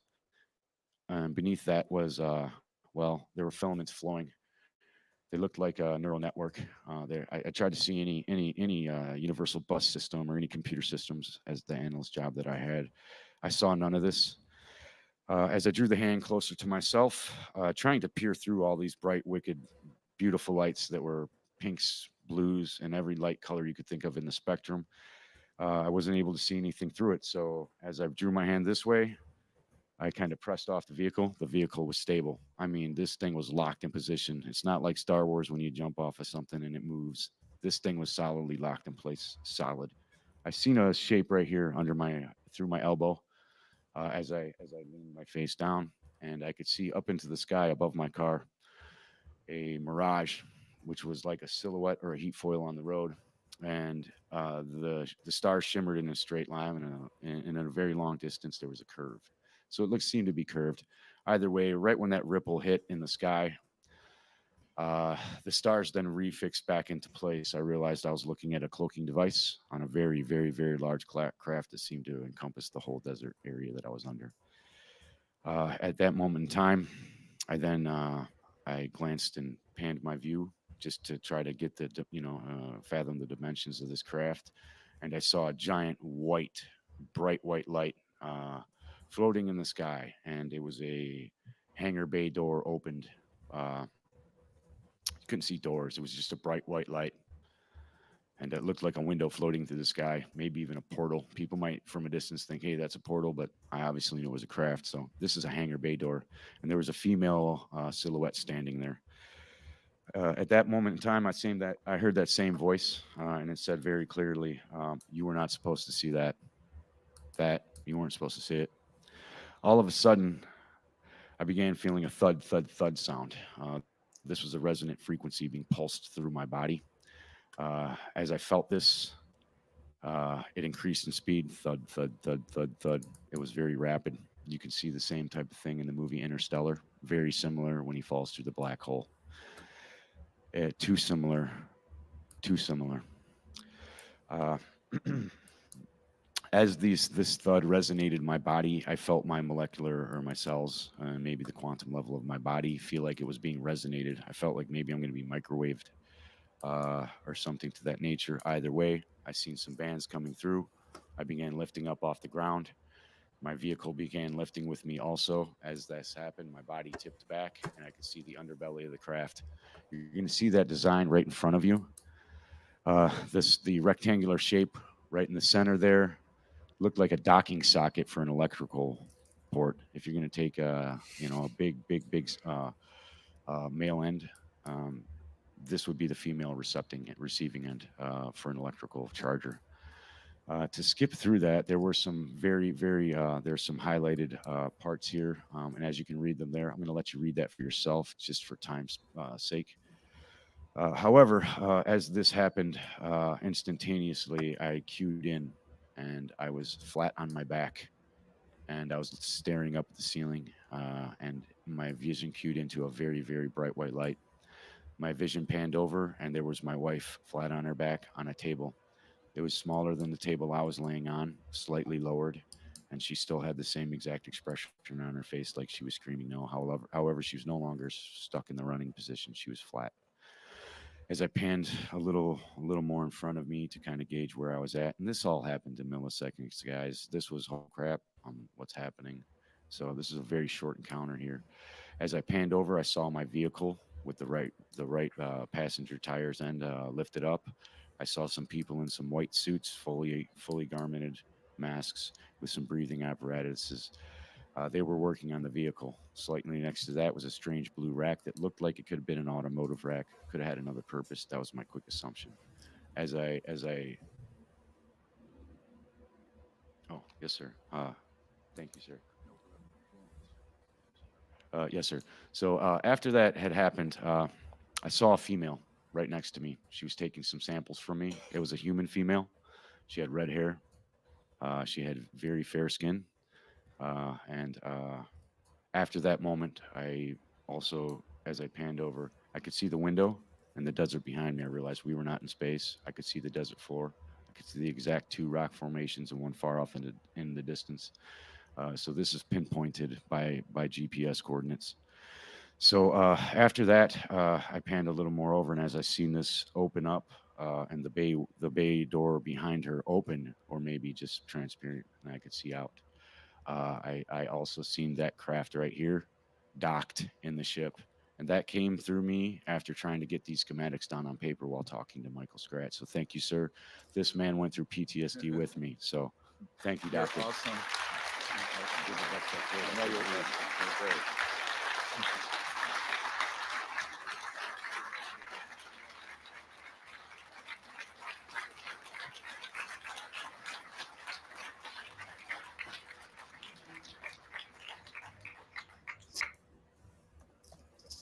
Thank you very much.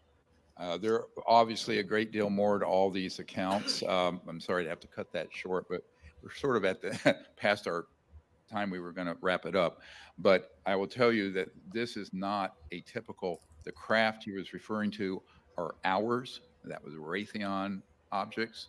Those are, and he said, yes, they are. His key point needs to be made. Absolutely. They have been used in simulated quote unquote abductions. In this case, a very decorated and heroic man was essentially tortured by this. This is a crime that must be investigated and brought to justice quickly. The next witness is DC Long from Fort Bragg. He was involved in an incidental event. Many of these witnesses at this point were people who saw something they shouldn't, and there were reprisals and things that happened. It's a pattern.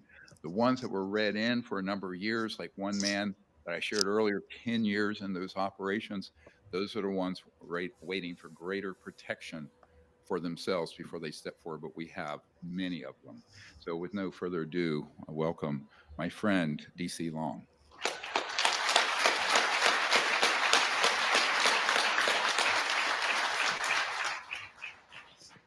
I promise mine's going to be much quicker than some of these other guys. And this is the way I talk.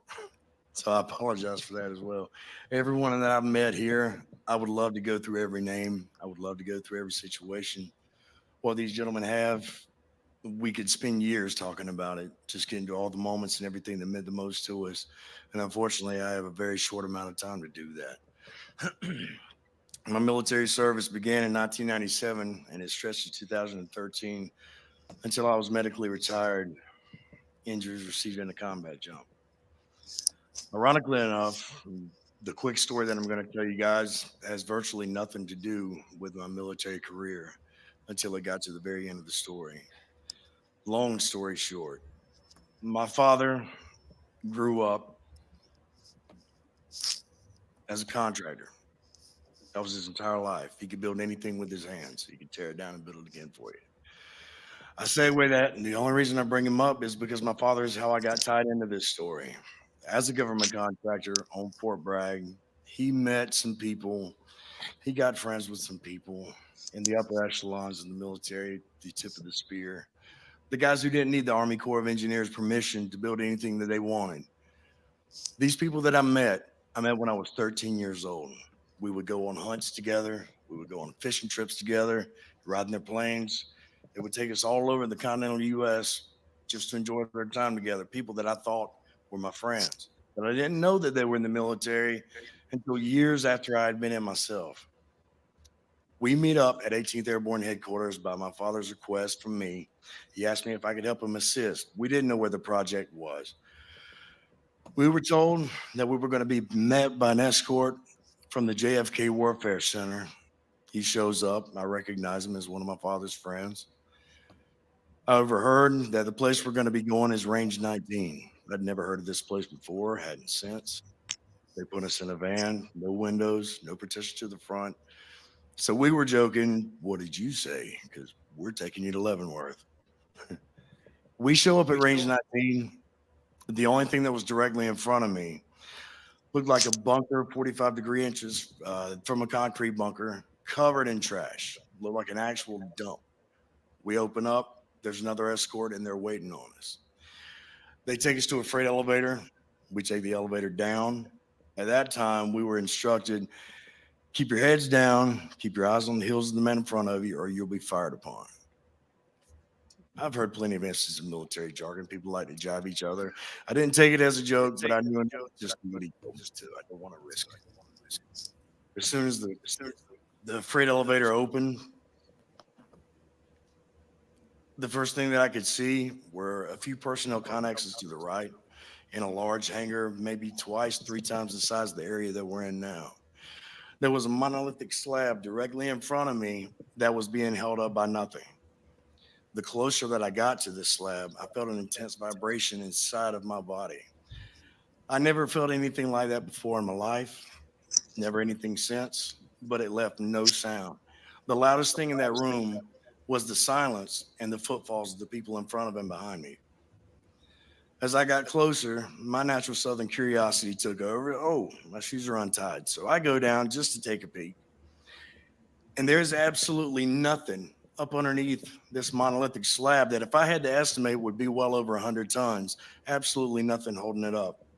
You can see by the picture, there's another boulder directly behind it. It was flat on the ground. There were 2 other people beside it. I could only see heels and feet. To the right, you could see what looked like a boulder. And all 3 of these that I could tell had this box on top that was black with spires that came off, and I couldn't tell where it was connected, but it obviously had something to do with the levitation. The one to the right was being spun by the personnel that you could see in the picture. At this point, from my knees, the escort needed me in the back, said, let's go. We follow on, go downstairs to our appointed place to take measurements for an underground firing facility for a live fire range. Excuse me. When it was all said and done, less than 15, 20 minutes later, we make our way back to the surface through the same hangar that we had noticed the monolithic slabs and the boulders. And there was absolutely nothing there. There was no noise for anyone taking anything out. It was one flight down to our appointed place, but you could still hear that there was nothing going on in the facility that we were in. We make our way out.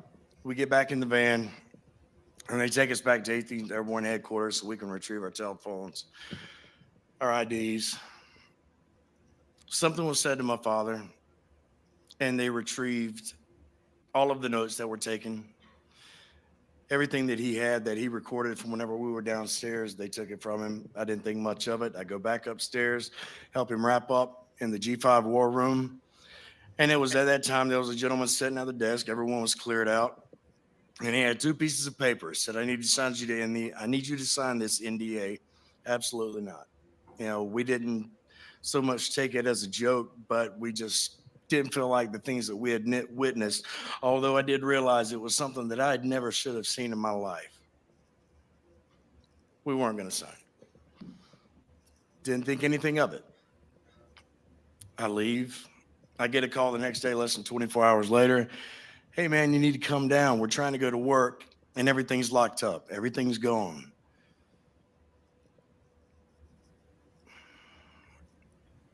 Everything that my father had worked for, from the time that I was a child until I became a man, became a soldier, and the company that had my name on it, everything was seized. Absolutely everything was seized. The pencils that he would use to make bid submittals to the Army Corps of Engineers was even taken because it contributed from the business. Everything was taken. I can't illustrate that point enough.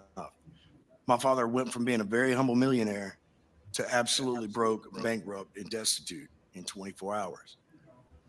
Now, I wish I could tell you more about how much I love this man, not just because I have his name, not just because he's my father, but he was my best friend. He led me through every battle when I came home to let me know that it was okay to feel the things that I felt.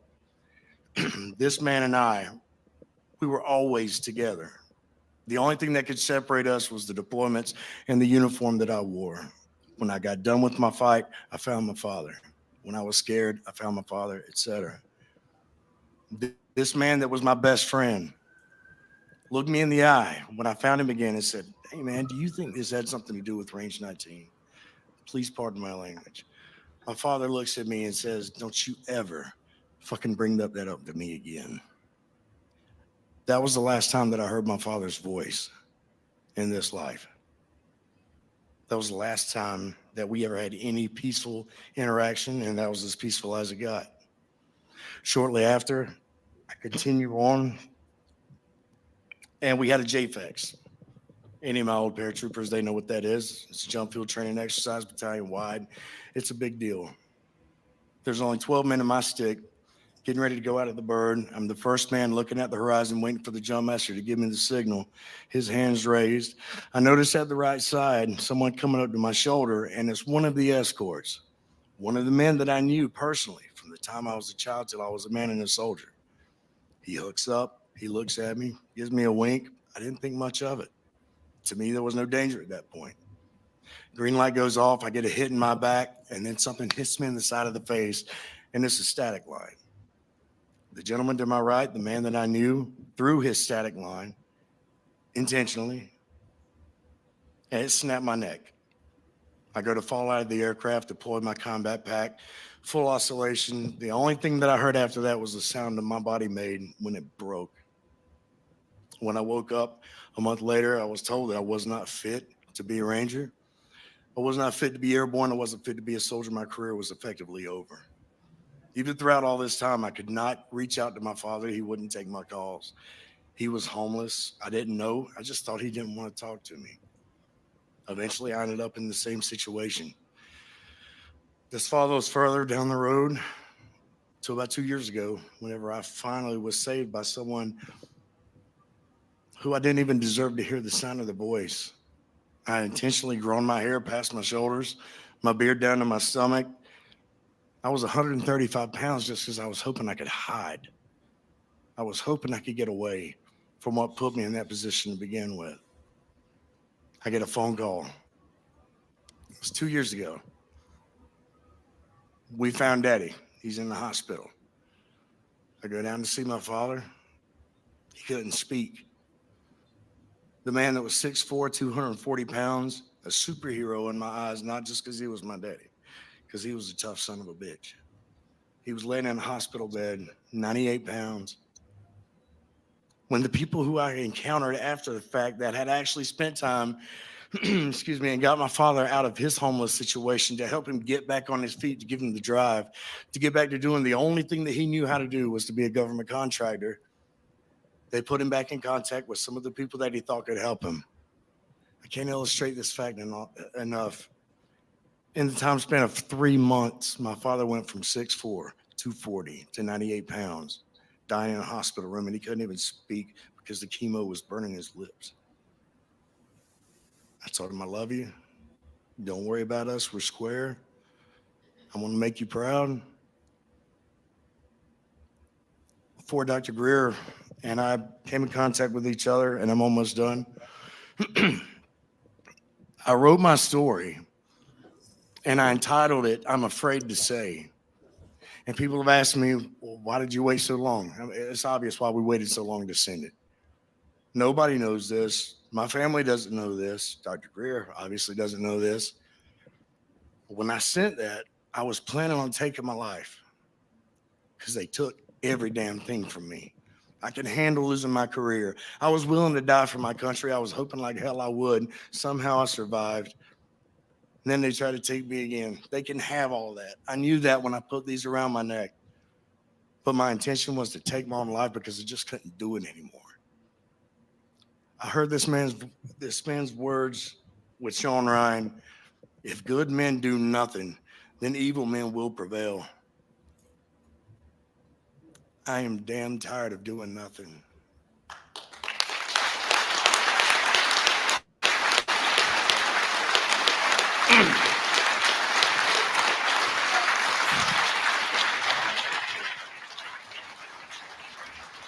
This is the absolute last thing that I'm going to say to you. I was trained to never fight. I was trained to fight, never give up, never stop. As long as you have breath in your body, I gave my breath away.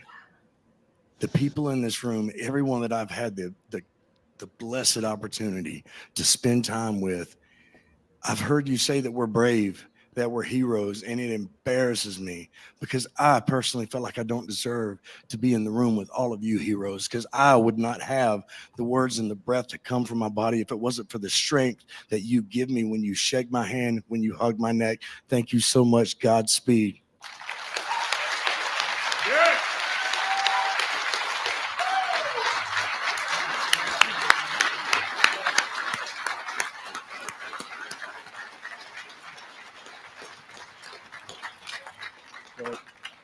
I'd like to introduce, and thank you very much. Again, these men are courageous, and it's very emotional, and it should be. I'd like to introduce Eric Hecker. He's a Raytheon contractor based for about a year at the South Pole. He was involved in a neutrino light array.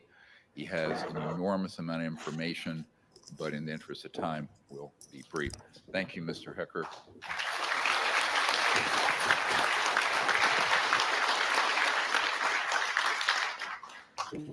Hello, everybody. Ladies, gentlemen, members of the press. I'm very happy that you're giving me this attention and this information attention because it needs to get out to the world. I will start, since we have to be brief. I have already given all pertinent information and supporting documentation to the Senate Intelligence Committee and ARROW. They informed me that all of my information will be recorded for public record and shared with Congress. It is that important. In 2010, I was selected to go down to the South Pole Station in Antarctica for an entire year by Raytheon Polar Services as an employee of a third-party contractor for the National Science Foundation. I function in a dual role capacity as a tradesman and a firefighter. My responsibilities required me to be more informed than most of my crew and offered me complete access to the facilities. What I learned from this unique experience needs to be shared with the entire world. The technology at the South Pole Station certainly can do what it is presented as its primary purposes, and unfortunately, much more. The Ice Cube neutrino detector is presented as a passive listening device for the purposes of the science as presented. But I'm going to skip right through the chase, folks. I have provided documentation that proves that the 5,160, what they call DOMs, that are embedded in the ice can actually transmit at 2,047 volts each. That gives us a long list of things to consider. It is effectively a multifaceted directed energy weapons platform that I will list rapidly a few things that it can do. Vehicle detection. We're learning that these off-world craft, on-world craft, ours or other nations, are also emitting neutrinos. So this makes the South Pole Station effectively an air traffic control station for this new level of equipment that nobody's discussing. In addition to the ability to detect neutrinos and the exotic vehicles, I have provided documentation that shows that this is also a system for faster than light communications. In the past, Gary McKinnon has hacked NASA, found the off-world fleet, the list of captains, and it's apparent that if we have faster than light vehicles moving throughout the system, we're going to need faster than light communications. This is that facility. Unfortunately, I have other bad news. The season that I was there, 2010 to 2011, we converted from construction to operations and maintenance in both the elevated station and the detector array. Unfortunately, when they first fired it up, that was when we had the earthquakes in Christchurch, New Zealand. There's 2 incidental shots before they were able to target it correctly. This is an earthquake generating device as well. This is the weapons of war that we have to deal with now and what Raytheon's hiding. There's an ELF system at the South Pole Station that when I arrived, I was told it was off, dismantled, and completely defunct. In my work, I will rapidly just tell you, I had to figure out the circuitry for certain other repairs, and I found that this system is in fact completely energized, up and running, and being utilized with the other systems for nefarious purposes as well. The Atmospheric Research Observatory is in what we call the clean air sector. I witnessed myself a very powerful green laser shooting out of the top of this facility into the cosmos. This, I believe, is a secondary form of long-range communications and or a defense system. I am not saying that we need to be scared of anything that's out there, but please understand the military-industrial complex is happy to invest all of your money in alleviating their fears. A question of power comes into play for all of these facilities that are present. I assure you, I knew what was going on. I knew the load demands of the facility, and all of these new items exceed the demand for the systems that I was presented. I am doing due diligence and research. I believe there is either a secondary power supply there that is either nuclear, that was there prior to the start of the Antarctic Treaty, which prohibits such things, and or that there is some sort of exotic power supply system there that just is not in the verbiage of the treaty, so it negates the responsibility to the parties involved.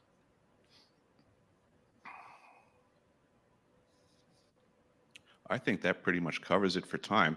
If anybody wants to find out more, I have a website where all this information is at. For brevity, I'll wrap it up, but you can go to deciphering.tv. I've documented all of this stuff, and information is available.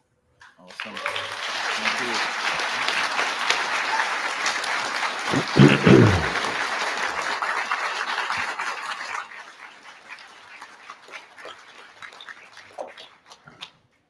We are running a little over, and I apologize, but I think it's worth hearing as much as we can from these very courageous men. One of the things, if I had time, I would run through. We can go through very quickly. I think people in the military and in Congress and the American people need to know the difference between the man-made advanced technologies and how they look and the extraterrestrial vehicles. We're going to run through a side-by-side. You can look and see ET, one on the left, seamless. It is actually created in a material science and technology we don't have time to go into, but we understand that, versus the man-made ones that have components, parts, wires, and what have you. Next. And again. Next. And again. And then you hear on the right, that is the Norton Air Force Base 1988 air show, classified. We have a witness who was in there, and these on the right are man-made. They were late Mercury era, out of 59 through early 60s in their construction, because we had mastered gravity control in October 1954.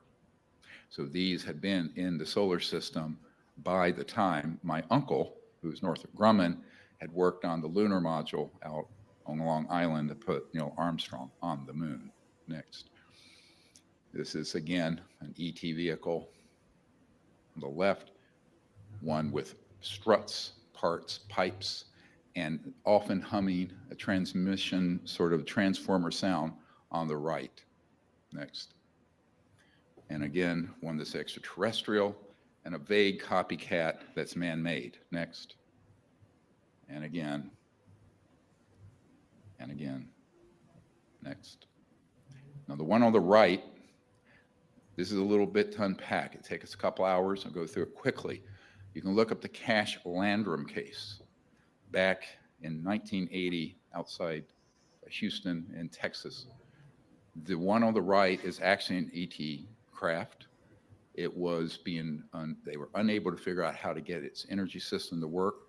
They, I think, rather foolishly put a nuclear energy system on it. It malfunctioned. And as it did so, it radiated innocent people in their vehicle underneath it. It later was escorted by helos to a base west of there. The man who debriefed the 4 human pilots of this and debriefed them, we know, and we have his testimony. He's Air Force Office of Special Investigations out of Kirkland Air Force Base. So the Cash Landrum case involves civilian injuries. They tried to sue the government. The government denied they had any knowledge of it, but the constitutional government of the United States doesn't know this. This is the big problem. Next. And this, I want to just play this for a moment. We're in Washington. Here is an esteemed senator from Hawaii, and listen to what he said in the 1980s. A shadowy government with its own Air Force, its own Navy, its own fundraising mechanism, and the ability to pursue its own ideas of the national interest, free from all checks and balances, and free from the law itself. Free from all checks and balances and free from the law itself. Now, the media often wants to portray this issue, conspiracy people. And of course, at this point, if you disagree with someone anywhere, you just call them a conspiracy theorist. Okay. This man knew what he was talking about. A shot. Oops. So he absolutely knew what was going on with this. He was denied access, not just on the Iran-Contra issue, but on this specific issue. And how do we know that? We have an attorney, Derek Garcia here. He is now heading up the Disclosure Project Legal Defense Fund. And we have, as of about 2 hours ago, 90 plus attorneys and legal professionals to represent Disclosure Project witnesses and to pursue racketeering, influence, corrupt organization lawsuits against various corporations and individuals that are liable. The United States Congress and President need to act, but we will act pending their action. I'd like to then welcome Derek Garcia to the podium.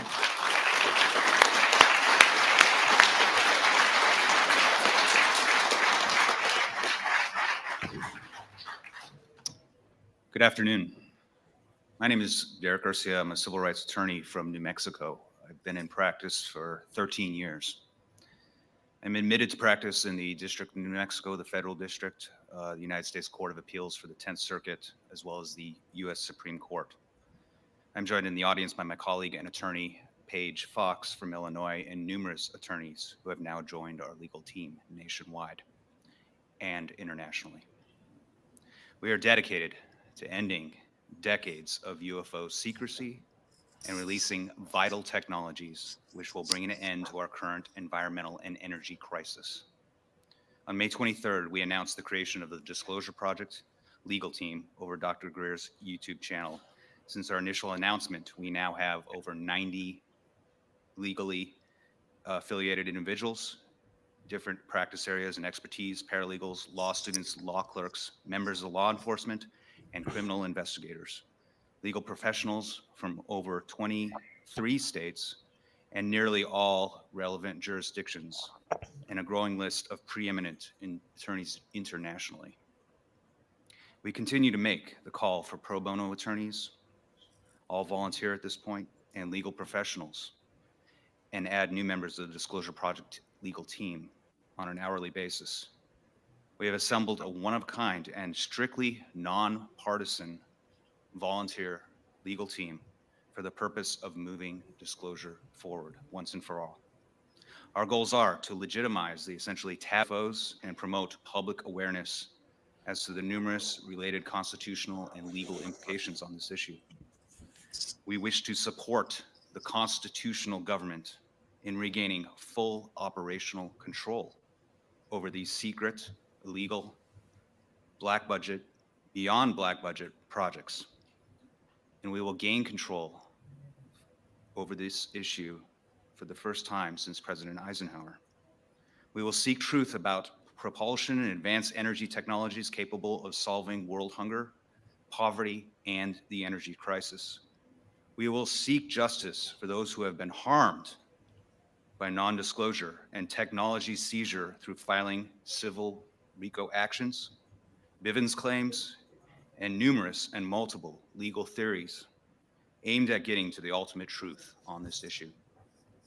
The competent, under oath testimony already developed by the Disclosure Project team, Dr. Greer, and these courageous witnesses, and represented in the Disclosure Project intelligence archives developed over 30 years of Dr. Greer's work, may also be used in criminal prosecutions by United States attorneys or criminal prosecutors across the globe to seek indictments on the numerous RICO crimes which have been committed on this issue, with the aim of keeping the issue buried. Just a small sample, and I know we're short for time, of the crimes that are directly related to this issue.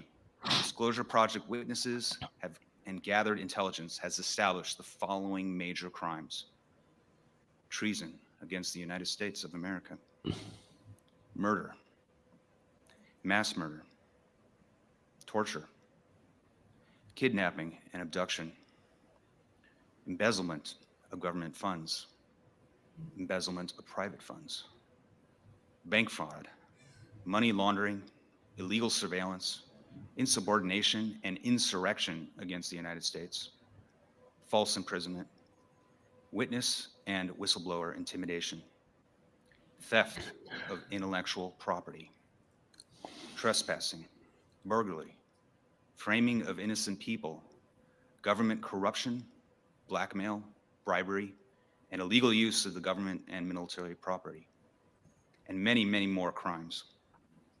We hoped to support the civilian government, criminal prosecutors. Any evidence that we develop and continue to develop can be used for that purpose. My personal experience in coming to this issue was as a young intern for Senators Bingaman and Domenici in the summer of 2001 on Capitol Hill in Washington, D.C.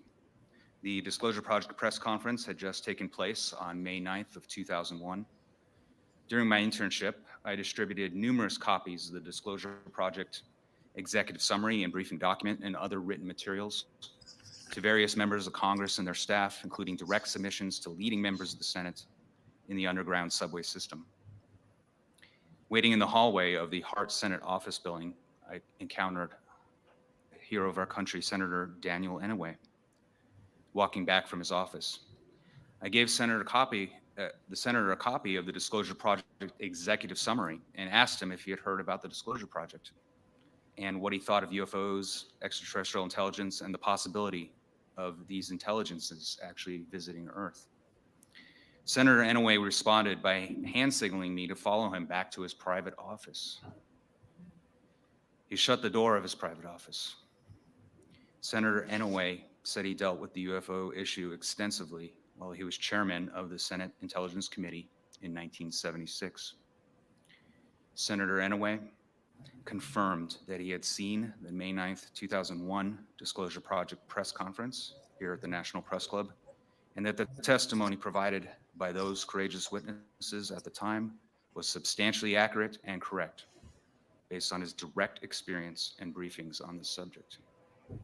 Senator Inouye confirmed that many UFOs and projects related to such represented genuine extraterrestrial vehicles, and that this issue, as portrayed by Dr. Stephen Greer and the 2001 Disclosure Project witnesses, was real, genuine, and absolutely not a hoax. I asked Senator Inouye if it was true that a secret, unacknowledged entity or control group operating illegally inside the United States government, internationally, and/or within the private sector among defense contractors and corporations had direct operational control of the UFO ETV issue. Senator Inouye confirmed his statement that there exists a shadowy government with its own Air Force, its own Navy, its own fundraising mechanism, and the ability to pursue its own ideas of the national interest, free from all checks and balances and free from the law itself, as stated during the Iran-Contra hearings in 1987. I asked whether he was exaggerating when he made this statement. I asked if perhaps he was speaking of another government. I asked many questions that day, but he looked to me and he told me directly that he was not exaggerating, that the illegal shadow government did exist at the time he made his statement in 1987 and continued to exist in 2001 during our conversation, and that the entity had thus far escaped complete scrutiny, control, and oversight by the legally authorized and constitutional government of the United States. Further corroborating documents and details to my personal testimony on this issue is available in a signed affidavit that I have executed concerning what Senator Inouye told me directly. For members in the media, I can definitely get you an electronic copy. We encourage you to join our legal team by visiting our YouTube channel or the disclosure.legal@gmail.com. And we thank you and all those in our nation and worldwide who have volunteered their legal talents so far as we continue to develop a strategy and approach that will stand the test of time. Show up, suit up, stand up for the future of your country and for your world. Thank you. Thank you.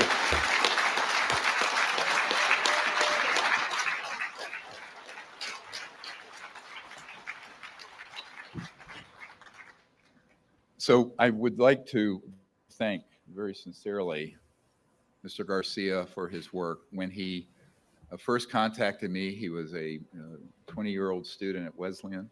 Now he's the age of a couple of my daughters.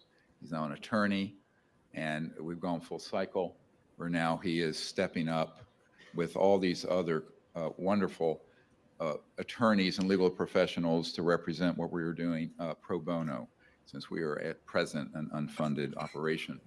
I would like to also just quickly go through, we're not going to have time to go through everything here, but there is a history of hearings on this subject going back many decades. You know, we have Blue Book, Robertson Report, the Gerald Ford hearings, the Condon Report, and et cetera.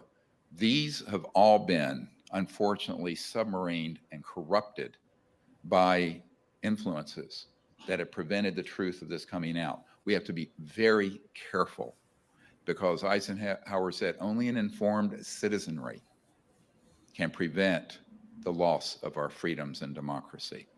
I would like to acknowledge how important, let's go through the signatures, the 16 members next of the Senate who have written for the Pentagon to pick up its pace and further fund the investigations. But they have to have watchdog external folks looking at that. That's what the Disclosure Project has to do. The also chairs and co-chair of the Senate Intelligence Committee have written to Arrow with concerns about the feedback. There are people I know who have been through the Arrow office and the SCIF, and they have contacted me explicitly saying that some of their information is not getting back to the members properly. This cannot happen. The Congress has passed a law. The Pentagon and this office must comply, and the people of the United States must insist that they comply with the law that has been passed.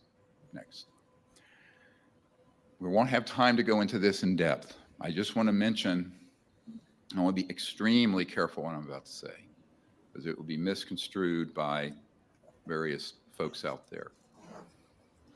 There are civilizations extremely advanced that are concerned with what we're doing.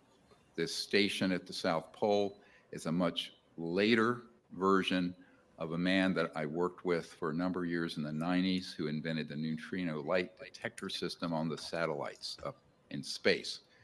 He knew then that these were being used, and this was in the 70s, to track, target, and destroy extraterrestrial assets in space and also around the Earth. Now, these civilizations, given their extremely advanced state, had they wished to punch back, they would have. However, they are inordinately peaceful. They are organized in a group, and we need to come forward as a people instead of looking at everything as a military threat and see that there's an opportunity here, and there has to be diplomacy and science and disclosure of the truth in order to avoid a catastrophe. My understanding is the technologies that are in these covert programs have become so advanced that at some point they could be a threat to these other worlds. As such, it puts our entire planet at risk because of the unchecked power and technology of the illegal secret government projects. This is a much graver national security threat than China, Russia, Iran, or anything the news media is currently covering. Next. I want to give you a call to action. All of you listening, the citizens of the world, not just the United States. If you know someone who is a government contractor, a government employee, military, what have you, who has information on this, please have them contact us at this email address. Please write your members of Congress. We live in a democracy still. You should write to your 2 senators and your representative and the President of the United States, expressing your concern and calling for open hearings. We need to network with our friends and families and get them to support this effort. You need, if you can, to contribute to our effort.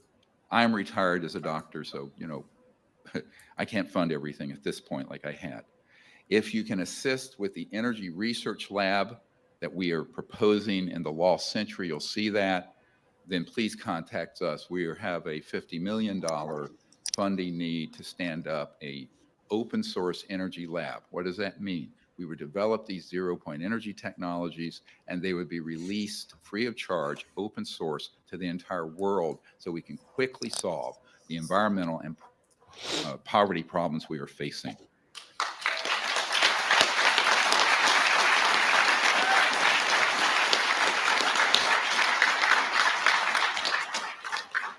Our goal is to acquire or develop a zero-point quantum vacuum system no later than 2026.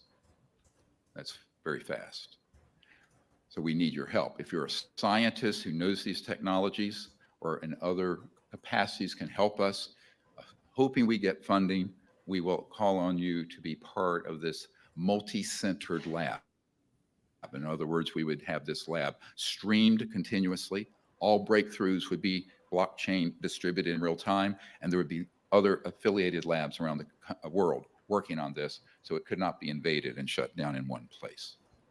Next. And in wrapping up, I'd like to share something that I learned from Colonel Philip Corso prior to his death when I was involved, and he came forward, as you all know, wrote the day after Roswell. He had been involved in some of the technology transfer, and he had an experience out at the White Sands missile range back in the 50s. Pretty sure it was 1956, but I don't want to be, don't quote me on that. And he was a colonel. He was involved in these projects. There was an ET craft that came in daytime and came down over the range. He went out there with a couple of his guys. And this craft, it would be 3-dimensional and then vanish like a heat wave, like Stephen Digna explained, and then back again. Finally, it stayed. There was an ET that emerged, extraterrestrial biological entity, And he said the ET was communicating, please don't hit us with these radar. Can you get these radar systems out? You know, and was asking, because they were operational. Of course, at that time, they were operational at Roswell. And being a brash young, you know, Air Force colonel, and he says, "What's in it for me?" And the ET says, "A new world if you can take it." Now, I was one. Now, you know, I have 12 grandchildren. What kind of world are we going to leave them if we don't fix this problem? Because it involves peace, and we have to work towards contact.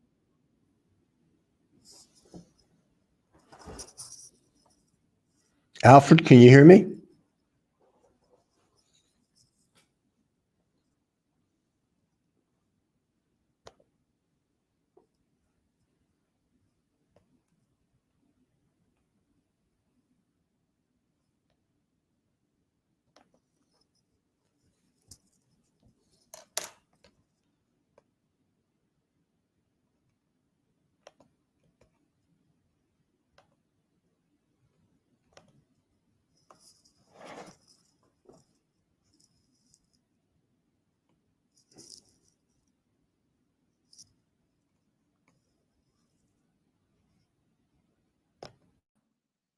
The whole world's a nail. And so we have to get this disclosed properly so that our brighter scientists, our academics, our political leadership, and our diplomats and the citizens can take the lead on this issue rather than an illegal and clandestine operation that is a threat to national and world security. Thank you for your attention.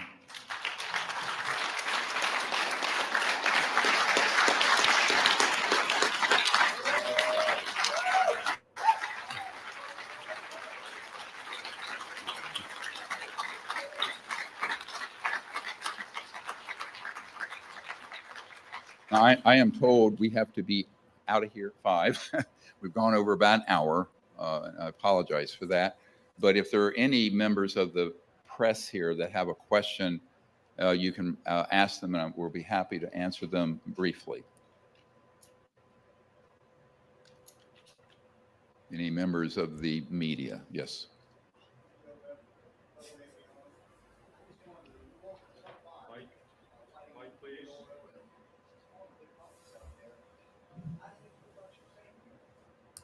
He's asking about our safety. Look, if I was worried about my safety, I would have never walked on down this path. I have been threatened, and we've had some losses on our team. I've had a few people over the years that worked with me who have been killed. It's difficult, but I just think the mission of what we're trying to do is more important than one life, mine. So you can't worry about that. We do have good security now. And I think that there are people, frankly, in these very classified projects who do want to help us and protect us. And they have been since about 1998. And that's pretty much. Or is there another? Oh, you're welcome.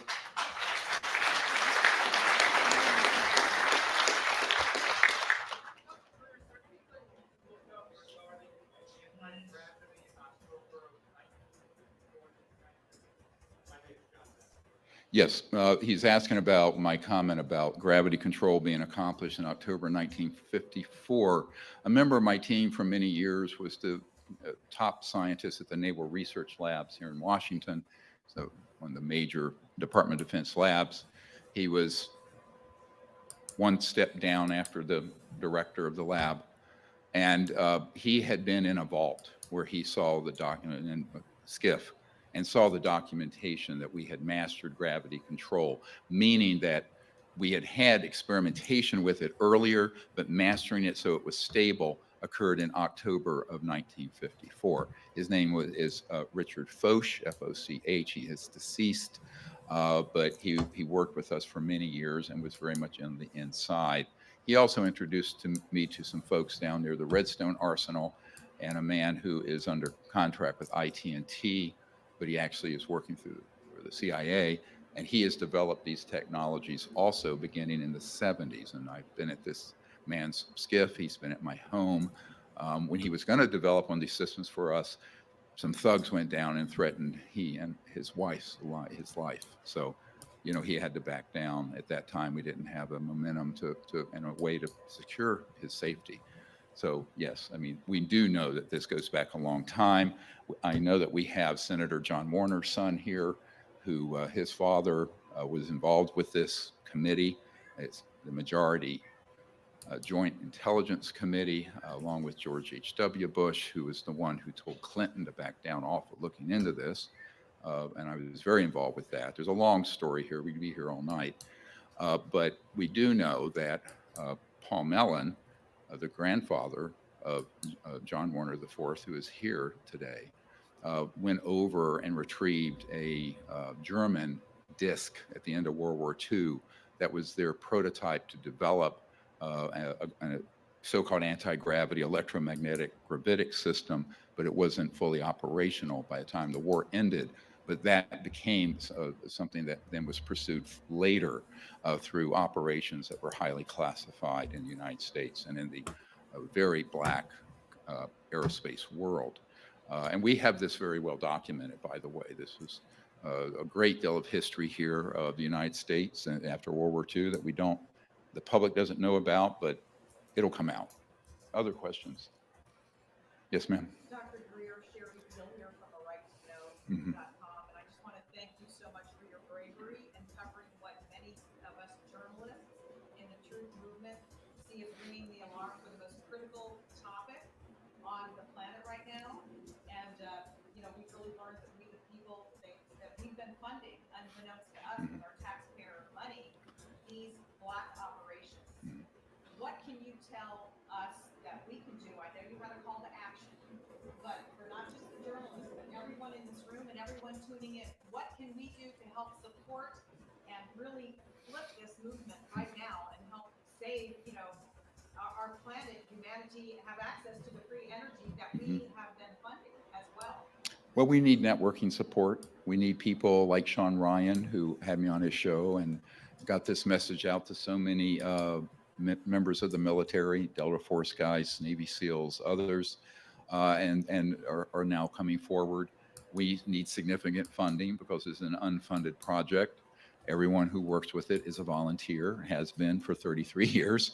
But I also think that we need people to network with friends, and it needs to be a grassroots movement of the people. And people need to also take the action I mentioned with their members of Congress. Most importantly, I think everyone who knows the truth about this needs to work night and day. This is what I did. I basically gave up about $12 million in earnings as a doctor to do this. But my view of it is that we need people who understand what's at stake and walk the talk. And it needs to go beyond just gab. And we need action. And I think the timeline for it is now. This is all emerging. I just heard from a very important figure in Australia this morning. He said the defense sector there is following this. There's multiple people there kind of come forward. There's a big asset base there near Pine Gap. And the members of the Australian Senate are also open to pursuing this. So this needs to be a worldwide effort, not just United States. Yeah.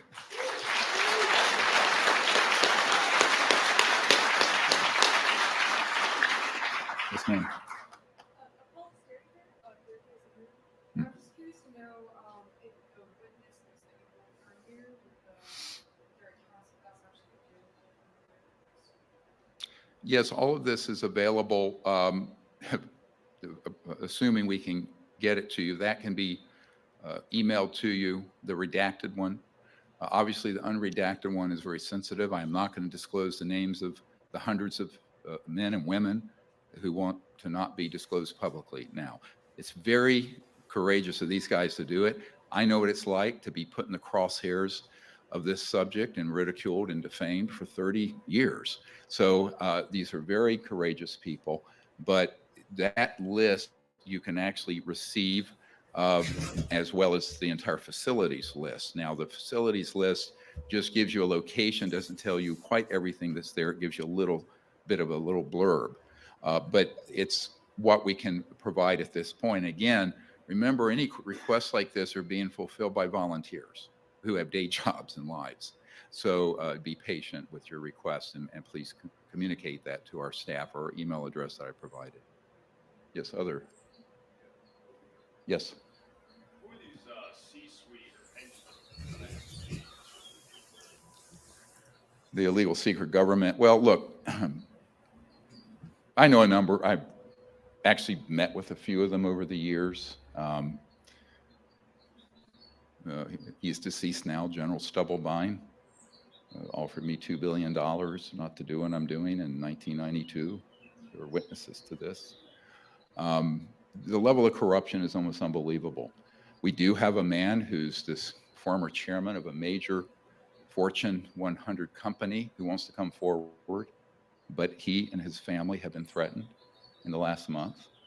So I've had these conversations, and this man, by the way, confirms that corporation has free energy. He regrets what he's done. He is retired, and he would love to see this come forward for his children and grandchildren. He's a decade or more older than me. So at this point, the ones who are not wanting to be named, I don't name. However, if there's a proper investigation out of the White House and the Senate, we will name them, and if they need to be subpoenaed, they will be subpoenaed. But I mean, this is a process where I don't want to burn bridges to people who are actually sympathetic to what we're doing, but we have not provided enough protection, including immunity from seizure of their assets. This gentleman has several $100 million. He doesn't want to have that confiscated. He doesn't want his family threatened. And so it's a complicated issue. It's not like blurting out a bunch of names. Other folks who have been named on this group are Admiral Bobby Ray Inman, who is still living, and other folks. So I think he was director of National Security Agency, deputy director of CIA, moved over to Science Applications International Corporation. We know which corporations are involved. We know where many of their plants are and bases are. And I think those have to be put under the control of the president and the Congress immediately. And I think that's more important than, you know, the personalities involved. But ultimately, it does come down to people. All of it comes down to people. And I think we need to have a number of those folks who are now out of their positions, out of the C-suite, step forward. But we need, so I keep emphasizing this, clear protections for them, because this is no laughing matter. I mean, when you've heard what happens, and many of these were people who incidentally came across this and it destroyed their lives. Imagine if you were read in for 20 years. I mean, there are wet works of kill teams that will be deployed. And so this is very, very serious. It needs to be taken seriously. And I will not be, too cavalier about what I'm going to require for those folks who do want to do the right thing. Now, the ones who don't want to do the right thing, I said this, we put a clock on it. The Congress and the president puts a clock on that. And then at that point, they get prosecuted. Or by any means necessary, this gets resolved.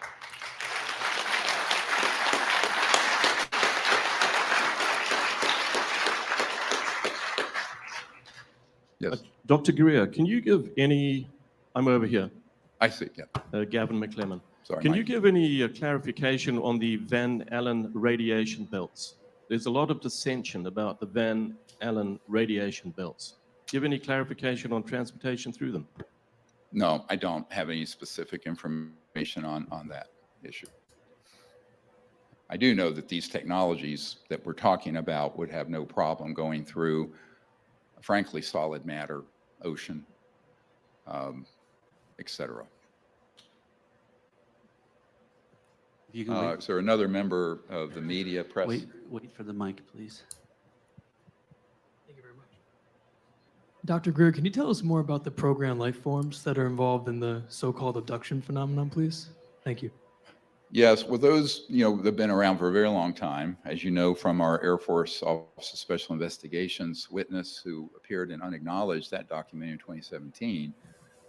In the early days, and I actually have met with people on the tactical teams from the good old days where they would have people who were short, looked whatever, and there was stagecraft like a Disney set, and they would be on these electrogravitic devices using various chemicals and what have you to abduct people. The purpose for that is to present a false threat from space. This is what Werner von Braun, who invented the rocket for the Germany in World War II, told Carol Rosin on his deathbed and begged her to try to prevent the weaponization of space and et cetera. He knew this was going on in 1974 when he made that warning, and you can see her testimony in the Disclosure Project website on YouTube. However, it evolved from that point to where they have very sophisticated robotic objects and beings that look exactly like a gray or this or that. And I've met with multiple people who have constructed them, operated them, or been victims of them who are military. Mr. Digna was actually abducted and taken into this craft through technologies that sounds like science fiction. But remember what Ben Rich told my friend James Goodall, who was here. He's an aerospace historian, right before he died. And he said, anything you can imagine that they've done on Star Trek is out in the desert. He's not talking about Area 51. He's talking about the Lockheed assets. And we've already done it. We have it. It exists. And we've either used it or decided not to use it. He also wrote the reply to one of his friends that Mr. Schratt obtained, where the man said, do you think UFOs exist, and are they extraterrestrial or ours? He said they are both. And that is from the director and the head of Lockheed Skunk Works, Ben Rich, legendary. So I always tell people, we have all this in the archive. Please don't just take my word for it. Never had a clearance, never been in the government. I'm an emergency doctor doing this to help the future of our planet. But we have all the information that proves every bit of this. And under oath, these courageous men and hundreds of others will tell the truth. Yes. Because of the shadow government and other forces, just how threatened is U.S. sovereignty? I couldn't understand the question. U.S. sovereignty, is it threatened because of the shadow government and other forces? I will tell you that effectively, the constitutional government of the United States, at least in this area, has been nullified since about the late 1950s. And we have tracked this. It's a huge problem. Senator Inouye knew it. Now, in other regards, it's business as usual. But remember, this organization is transnational. It operates globally with alacrity, as I mentioned. And so this is not just a U.S. problem. It's a global problem. But the center of gravity of it is here in the United States. Other questions before we need to move? Cassandra Joan Butler from Pathfinder News. Dr. Gear, thank you. This has been mind-blowing, but are there international groups such as yourself, similar to Disclosure Project across the globe? Are there networking with other like minds?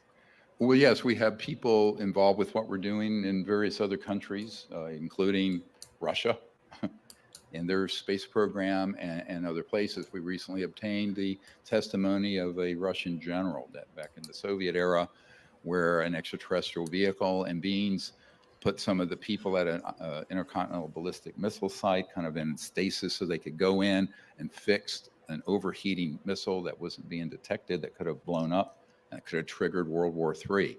Now, I will tell you, there are a number of incidences that involve nuclear sites, weapon storage areas, et cetera, where there have been, and power plants, where there have been ET craft, because there's energy being given off from those systems that are beyond the electromagnetic pulse spectrum that Dr. Zohari, who was here this weekend, who's a physicist, described in the scalar range. So I think that the interstellar civilizations, these extraterrestrial civilizations, have a profound concern because those could be a threat to them, those energy forms, but they know it's a threat existential to the Earth. I actually honestly believe these civilizations regard the Earth as precious, that humanity is filled with promise, and I think they have been trying to warn us and keep us from going down the path of either geophysical disaster or war that would be using these sort of weapons. The most dangerous weapons are unacknowledged. They're not the nuclear ones. They're the ones that Mr. Hecker is talking about and others. And we have a great deal of information on that. I have folks who work for the NSA and also Raytheon who have used some of those in horrific ways to trigger deliberately earthquakes and other problems. So this is something that is very serious, and it has to be gotten under control. When I say that these projects need to get under supervision and control by some sane folks who aren't sociopaths, it has to happen fairly quickly at this point. Yes.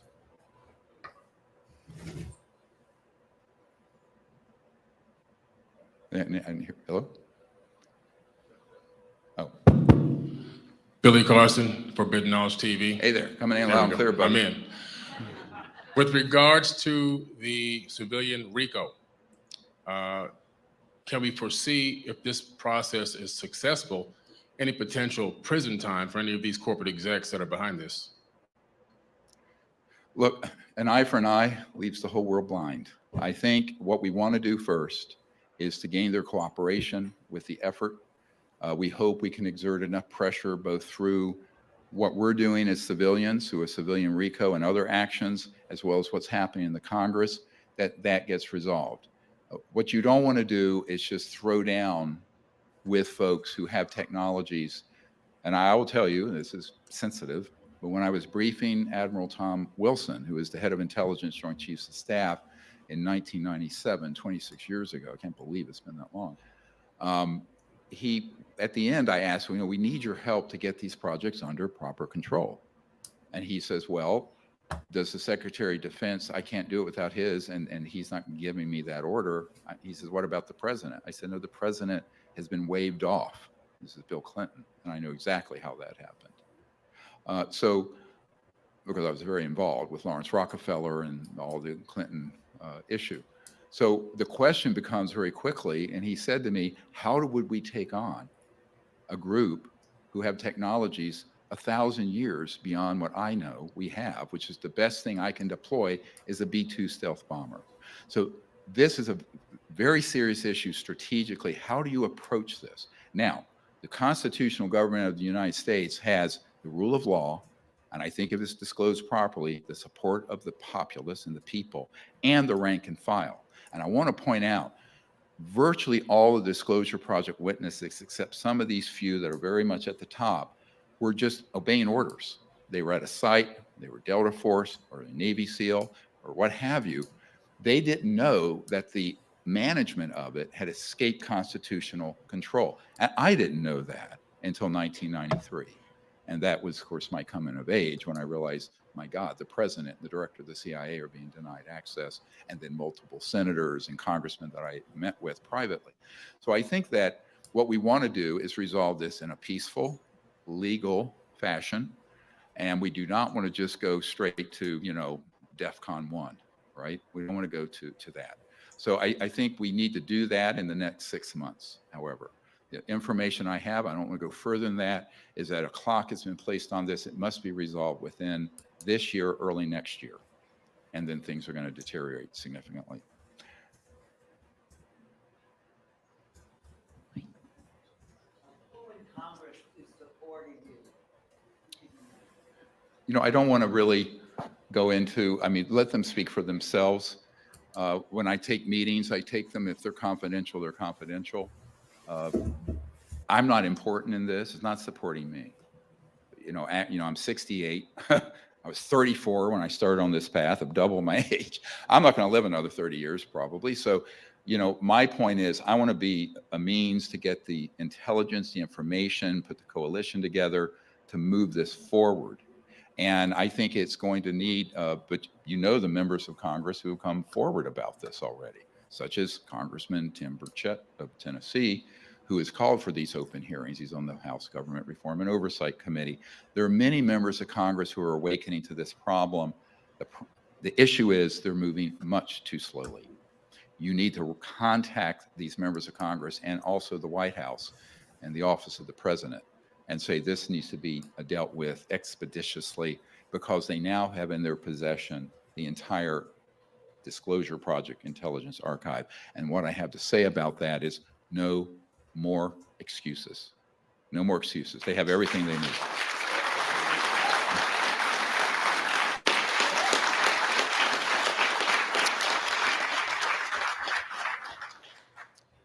Dr. Greer, as a special operations, back over here, your left. There we go. There you are. Yeah. First and foremost, thank you for everything you do. We appreciate that. My name is Justin Wilson. I'm a former special operations operator, and I currently own a media company called Praetorian. Two-part question. The first one being, is there no hostility from another species because there's a higher governing species, or is it just the fact that there is no hostility whatsoever? How can we be sure of that? First question. Everybody who I know who has dealt directly with those beings have told me our own experience, and that is they are completely non-hostile. They have been portrayed as such because how do you unite the world around a military response? You create a false alien threat. This is what Wernher von Braun warned about, and we are very much at that point, unfortunately. So I think that calmer minds need to prevail, but there is no evidence they are hostile. Now, let me make one other point. As I said one time to a general, I won't say who it is, because if they were hostile, and given the galactically foolish things we have done, targeting them, striking them, now these systems that are faster than speed of light, moving out into space, the technologies they have in a fraction of a second could shut down all those systems and everything else. They have not. Why have they not done that? Because they are essentially very peaceful, highly organized, socially evolved, psychologically and emotionally evolved civilizations. One other point, common sense.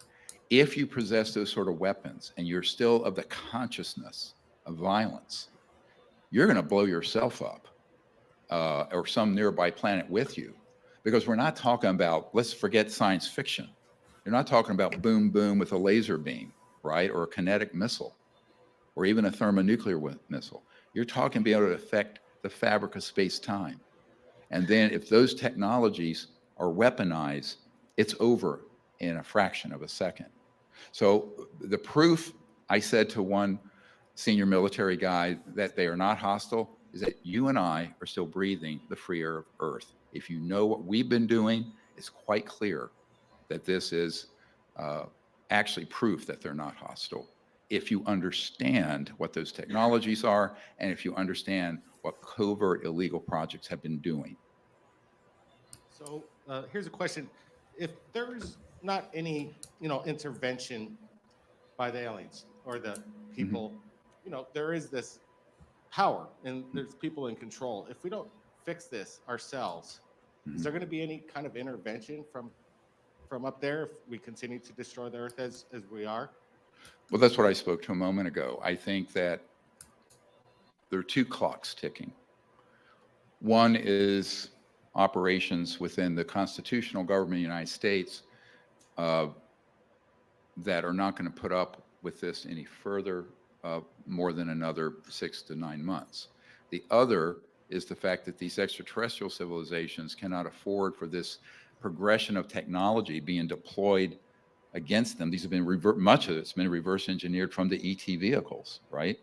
And so at a certain point, where do they have to do something to protect other places? Because there's a universal principle of self-defense. So far, we've just been cruising along, getting away with this foolish and childish behavior. But I can't give you a timeline on that. But I think that I honestly, from what I've heard from very senior intelligence sources inside the so-called illegal operations, is that it's thought that it would not be able to go on beyond 2026. So maybe within 3 years. Yes.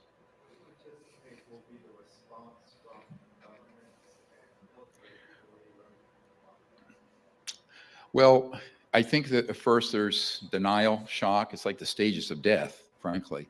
But I know the people that I've been with in the last year and a half and providing this information, which they've then confirmed, it has been an existential crisis for them psychologically, organizationally, et cetera. I won't say who I've been doing this with, but it is traumatic. One of the chief folks, he started working with us on this. He asked me to give them everything we had. I did. Very senior intelligence person. And, he had 2 Black Hawks over his house, shaking his house with his kids in it the next day, with just hovering there, very threatening. This is a very courageous man, a hero of the country who is unnamed. But what I'm saying is that it's going to be a process because there's so much to know, and it's so shocking. And I think most people in the media and in government cannot believe what Senator Inouye knew in 1987 and confirmed to Mr. Garcia in 2001. And I think that you want to sort of go into denial, this just can't be. I did have someone years ago who was a member of the Canadian military say, this is the hottest potato in the universe. Nobody wants to deal with it. And this is another problem. It's easier just to go, this is too difficult, too dangerous. I'm just going to pay attention to what the next tax bill is or whatever it is. And I understand that. I mean, honestly, I sometimes wish I'd never found out what I did about this issue. I got kind of dragged into getting involved at this level, and I never thought I would have to. In my naivete as a young doctor, I thought, well, you tell the right people this, you provide the evidence, and they fix it. But, and they should have. They should have. But I think at this point, it just becomes very difficult for them. And this is why what we're trying to do, if we can get some help from guys here and listening, is that we need somebody who's a very good data scientist and data file person to take this entire archive, finish it. Only part of it's been scanned in. We have enormous amount yet to do. And so it can be organized. And then I would do briefing modules, maybe, I don't know, a dozen, 20 of them, that would connect all that evidence and testimony into intelligence assessments. And I've done a number of these where, back in the day, I provided intelligence assessments to folks, because ultimately the comprehensive assessment based on multiple terabytes of data, hundreds of witness testimonies, thousands of government documents, that has to be put together in something sensible. But that's a very heavy lift, by the way. But I think that's what we need to do, so that if you're the national security advisor or the president or chairman of a committee or their members, that they can go from understanding it in a methodical way, because it's so much to unpack and it's so overwhelming. But that's just something I haven't had time to do. On my free time, we'll work on it together. Yes. Yes. Thank you very much. I understand your proposition of benevolence. I'd like to follow up a little bit what the gentleman over there said about hostile intention, one of intention of our EBs. Mm-hmm. Have you ever had any information or relate to you towards genetic manipulation of the species that had been ongoing or previously talked about, which would, of course, construe a national security threat to the Republic? Has any of that ever come your way? Well, I've certainly heard about it, but what I've heard is the reverse, that our classified projects have taken genetic material and altered it for various purposes, including the cloning projects and these program life forms. So in reality, it's probably flown the other way from the folks I've heard. Look, I've been told we have to be out of here at 5. I thank you for your patience. I know we went over about an hour, but help us if you can, and God bless all of you. We'll see you soon.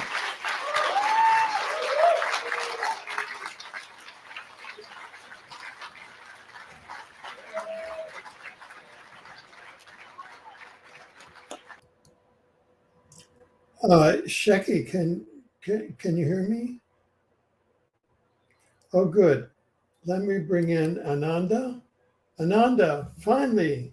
Brave browser did it. Hi. Ananda's been trying to get in for the last hour or so. Yes. So you guys know each other, right? We do, indeed. Yeah. Well, look, it's now just about 2 o'clock. So by the schedule, we now have 1 hour of comment and discussion on what we just heard. what I saw and heard, I'll just give you a general background because Shecky came in for part of it. We had a rough time, and then he came back in at the time that we had audio. There were sort of two phases. At the beginning, there was tremendous interference on the disclosure project side, and our comment, the comments in the listener section said it. It's on our tape, so it looks like some outside interference, and that was during the witness section, where tremendously interference. And then as soon as Greer got to the portion where he began to describe what his program is with the president, with the White House and the Congress, suddenly there was no interference. And that was both on our YouTube feed and on our Twitter feed and on our Rumble feed. Suddenly all the interference went away.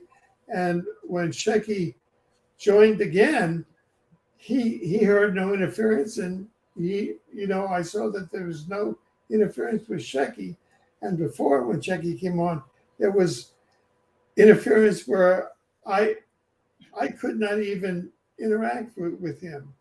So it's clear that there was a deep state interference, I think, either to keep Greer's numbers down or to interfere with part of the presentation. So that's what I just wanted to state from the get-go. But for the record, those who are joining and for the videotape, we'll be releasing this in a videotape, and we have this on 3 links on YouTube, on Rumble, and on Twitter that we'll be distributing. This is our Exopolitics TV with Rich Sheck, a distinguished commentator and experiencer, I assume. And and with Ananda Bosman, who's a distinguished experiencer and a philosopher and author. And we welcome you both. And so I'm going to turn you over. Let me just turn this off. Oh, sorry. I'm going to turn the discussion over to you. First, Sheck, who's been here the longest, and then over to Ananda Bosman for your comments on, what you saw coming in. You've contributed a number of articles both on this subject and over the years, and then to Ananda Bosman. So over to you, Shecky. Well, greetings, gentlemen and listeners. I was overall extremely pleased. I bring a high level of skepticism to all these presenters, including pretty much everyone, because of the long history of disinformation and psychological warfare. I listened very carefully. Greer said nothing that I disagreed with. He laid out a formula. Okay. I'm in a library. I have to. Oh, sure. Yeah. People are listening. So, well, let me walk and talk, and maybe that'll help. Okay. He basically, in his suggestions to the president and the Congress, adopted the very agenda I've been promoting for years, and essentially made it clear that it was a political process that has to be involved and will ultimately, hopefully, be interjected into the 2024 presidential election. That's been my agenda for an extremely long time, and it seems to me he embraced it fully. The only problem is I have no expectation that he'll be able to achieve this, even though I thought his presentation was excellent. I saw the witnesses were strong. His platform was strong. I saw almost nothing to criticize, and I'm an extremely critical person, as everybody knows. So over to you. Yeah. I have been in the background watching it, so I just didn't get the very beginning part. So yes, I like the presentation in many parts. Of course, it's not too new compared to the 1.0. And there was a long period where Greer just wasn't involved in this, but in other factors. And when is that going to happen again? Because he seems to do that. So I've become skeptical on that. I found the approach of looking at the reproduction vehicles important, and I think there are many verifiable elements there. We've experienced these reproduction vehicles as well in Norway, and the Raytheon connection. What was kind of important was the description, I think, by Stephen Digna Jr. Of the nanographite-like materials. I know from scientists in Germany who developed a kind of wallpaper that took heat and converted that to energy that is based on the stealth bombers, which is 0.10 of a micron in size, used by the stealth bomber, which uses rare earth elements and graphene, and it enables a certain type of warping as well. So that was interesting testimony. It was good that there was a focus on the Michael Herrera platoon quite recently, and the human trafficking and other crimes being involved with these vehicles. That has been coming through the grassroots for a long time. So it was good to have testimony on that in the Washington press room. The Black Diamond Project. Then there was Eric Herrera. So the last 2 months I've been delving very deep into Antarctica. But back in 2003, the Scientific American had an edition on Project Amanda at the South Pole. And Project Amanda was to use the neutrino array, which Hecker talked about, to detect 480 different dimensions. That's what that issue dealt with. He then said he reactivated the extremely low frequency radar system there, ELF. And I think that's the key, because neutrinos are a cover. Neutrinos are very, very controversial, but they are the gospel in the science church.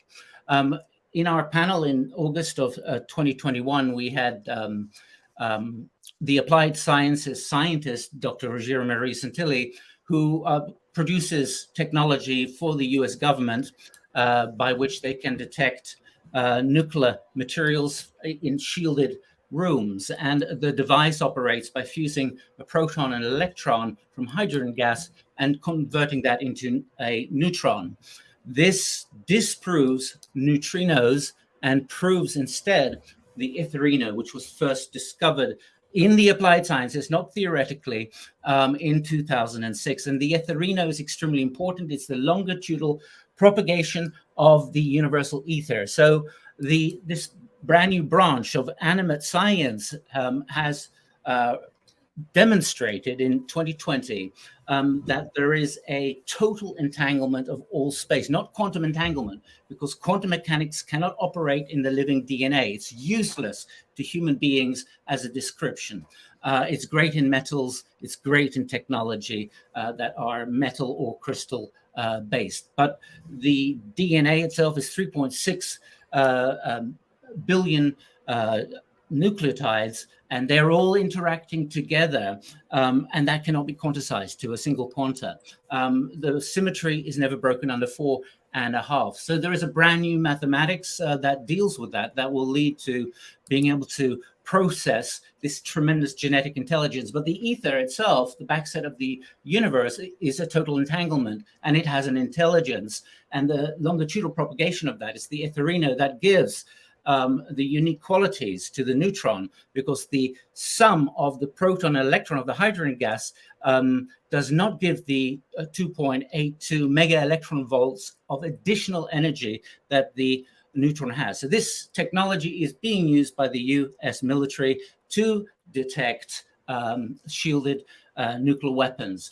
So this is interesting because if they're using the neutrinos as a shield, as a cover, it would indicate that they are working with the Etherino. The Etherino would enable universal communication. The Etherino is the place where you can communicate all over the universe in total entanglement of the universe in the ether. There's a complementary total entanglement of all time as well, which points to a super intelligence.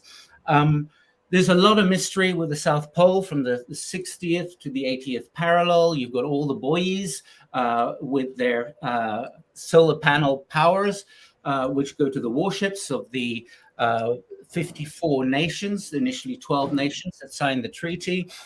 You cannot go there without special permission. Warplanes will intercept you and with shoot down orders. If you go by private plane, people have attempted. There's a lot going down by Antarctica. So it was good to have a little bit of testimony on that, but it is it's still a veiled testimony. The thing with the earthquake generations from that particular station, the exotic energy power plant, possibly nuclear or something exotic. It's also interesting. There's definitely a big secret at Antarctica, and we're not allowed to find out. So he gave a little glimmer in that direction with his testimony. But I'm not satisfied with it, but it's important. So I think with the climate that's going on at present, with the various whistleblowers that are coming out, including David Charles Grush, who is, of course, well-credentialed, too well-credentialed, actually. And the way he ends his interview, both with the Australian journalist and himself, was a Ronald Reagan moment. And they really put the focus on that. The Ronald Reagan moment then is, what if we're threatened from someone beyond this planet? Wouldn't we all unite? So basically, the message there was New World Order. So the agenda was revealed in both of their body languages and the way then they cut it. He is a National Reconnaissance Organization, and we know for a long time, back in 1993 in our research, National Reconnaissance Organization was supposedly the crash retrieval groups were operating with them. They do a lot of the reconnaissance for the National Security Agency. In Disclosure 1.0, you had Master Sergeant Daniel Salter of the National Reconnaissance Organization, who testified to crash retrieval operations he was involved in. 2 years before he joined the Disclosure Project, he testified more significant aspects, which goes beyond extraterrestrial, where he said his understanding is that initially those who become the Nordics, who become the Greys, who become the different species, are beings of light that produce a body according to the environment that they come into in different planets and different planes. And they may often leave the bodies behind or even have the ability to take the bodies with them. This is also our understanding of the genuine part of the phenomenon. What was important in Disclosure 2.0 is that, yes, we do produce UFO technology, and we have done for quite a while. Of course, we know that William Lear was in the 50s and 60s working on anti-gravity electrogravitic disk systems. And that went to Dr. Edward Teller. So that's kind of complementary to the additional data from October 1954 that Greer mentioned. I think it goes further back than that. Since 1992, I've been interacting with members of the Vril Gesellschaft, the secret society from before World War II, which was partly created by the remote viewer Maria Orsic. So I've met one of the Vril ladies of the modern society. I've been interacting with the Grand Master of the Schwarze Sonne Gesellschaft, the Black Sun Society. And so I've been trying to decipher this World War II and before disk technology. In 1993, I did meet Dr. Carl Gunther, who was a U-boat captain, who was with Werner von Braun and Dr. what was his name? Herman. He's it escapes my name. There's two Debus? what? Debus? No, Homer, Obert. Oh, Hobart, yeah. Herman Oberg. And von Braun, when in 1938 the Sumi materialized, so they took on a biochemically spatialized body. He claimed that he was there with them, and that the Sumi, of course, looked in the Nordic form. They had two violet rings, which was part of a holographic technology. And a contactee, Nadia Gridit, who works in the United Nations, we met in 2010, had that detail. She also mentioned these two rings, and the German conspiracy researcher who had all his books burned, Jan van Helsing, also known as Jan Holy, got the same information from the Vril Society he was interacting with. He was a major leak of many of the photographs of the Vril UFOs. Of course, those Vril UFOs, Maria Orsic received in communications in the Templar script and in Sumerian. She then brought this into the development of apparently of these ships, the Vril, Hanbu, etc. And the Hanbu is the same shape as the Adamski lens. It's also the same shape as the true hallucination of Terence McKenna in La Chorrera, South America in the 70s. It also happens to be, if you take McKenna's time wave 0, which is the modulation of the I Ching, also of the genome, and I extruded that into 3D and copied it twice, it's the shape of the Adamski or Hanbu UFO. There are these interesting facets. So clearly the UFO technology goes much further back. I think a greater technological aspect has existed for humanity. Of course, Grusch goes back to 1933 to the first UFO retrieval in Italy, Magenta. I've spent quite a bit of time in Magenta with colleagues where we engaged UFOs. There is a nice portal there, so it's interesting. It's also interesting that the Tennessee Republican Senator Tim Burchett is now instigating and gathering a list of the best testifiers on the crash retrievals. And the House committee is going to be preparing hearings as well. So these are in concierto interesting. They're interesting materials. Of course, NASA doesn't have any form of the clearance, nor does ARO have the clearance for these projects we've all known about for a very, very long time. It was good in this presentation to have testimony on the shadow government, which we've known about, the 5412 committee as it became majority agency for joint intelligence control. And then, of course, its whole international body, which is not just affecting the UFO issue, it's affecting all of the major fields that we are involved in. So all in all, it was better than I thought. It focused on important aspects like the US and Black World UFOs. And I think that's important because we need to be able to discern. There is a real UFO phenomenon. For me, it's not extraterrestrial. When I was close to it, I assumed it was that. It's much more than that. The UFOs that are ET are single molded. And usually, if you really examine the cases or examine your own experiences, they are tailor-made for the contactee, for the experiencer. And the bodies that appear in so many varieties are also extremely fresh, as if they're freshly made.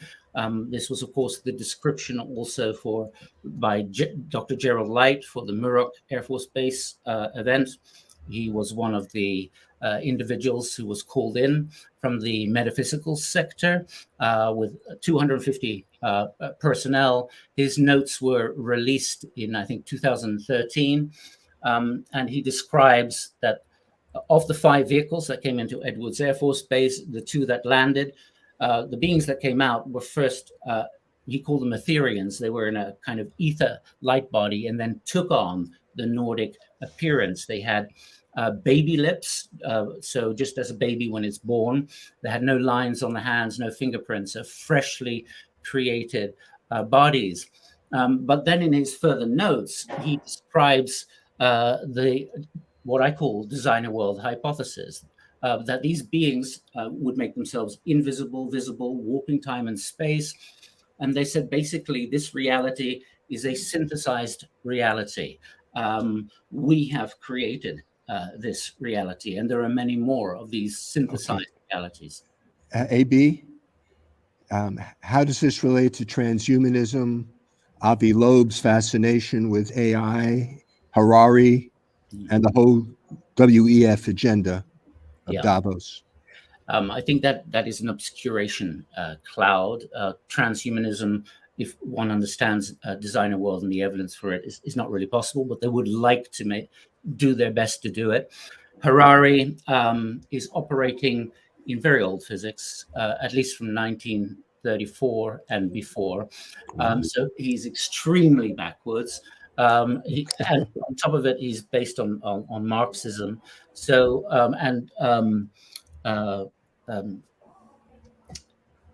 Schwab is basically copying Dr. Adam Weishaupt. There's nothing original there. So it's a really aged, very badly aged concoction. So I don't see much reality in it. The main thing that can work is how consciousness is dispelled by microscopic mind control, and that wants to go from the nanotech to the picotech. But some of the scientists I've worked with in the new physics, Dr. Sten Johansson, for example, they've already created femtotech, the femtometer, which is very good news because the very first newsletter I put out in 1999 online was about nanotech and the taking over of planet Earth, taking over of the solar system, eventually the galaxy as microscopic nano von Neumann replicating probes. So well, that's interesting that you mentioned von Neumann probes, because that's what Loeb and Gary Nolan are collaborating on. Exactly. According to Gary Nolan. Yes, that's right, Nolan. And so I talked about that in 1999, and I was alerted by the UFO intelligence in 1996 that at that point it was a problem and the solution has to be made. And my contact went till December 2001. And at that point, in the last communications, they said the solution has been made. Now, Dr. Sten Johansson, I met in 2001, but some years later, in 2006, he announced their work on femtotech. And by 2013, they've made significant advances in that. The beauty of femtotech is that it uses the hadronic or the nuclear intelligence. So it uses the hyperdense media in the heart of the atom, because quantum mechanics cannot operate in the heart of the atom. It's a hyperdense media. Quantum mechanics describes particles, fundamental particles in general relativity, operating as single particles in a vacuum. In the heart of the atom, we do not have a vacuum. Okay. But Ananda, in terms of what we just saw, in terms of Grosch and all the rest of it, for years with these limited hangouts, these official government narratives, was there anything in Greer's presentation that made you think he is disinformation or part of an elaborate psychological operation? When that is the case, a much deeper one. So that's what I would think. And also, is he aware of that, or is he somehow fooling himself?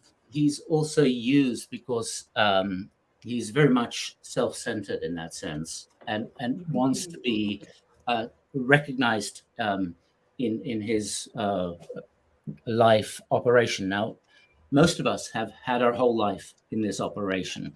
And the way ahead, I think, is it's not going to be the disclosure project. It's going to be this continuation of the academic, civilian, international research and research bodies that are non-dogmatic, that are non-secular, that do not necessarily say it's ET. Some might say it's ET, others may say it's ultra-terrestrials, others may say it's natural phenomena or an intelligence in nature, but that we're able to have this broad spectrum of the best thinkers and continue as we So how can we ensure that it's not penetrated by these very same powerful groups? I include Avi Loeb as a key part of that, and he's Halpiot. Okay, he's getting all the press. He's getting the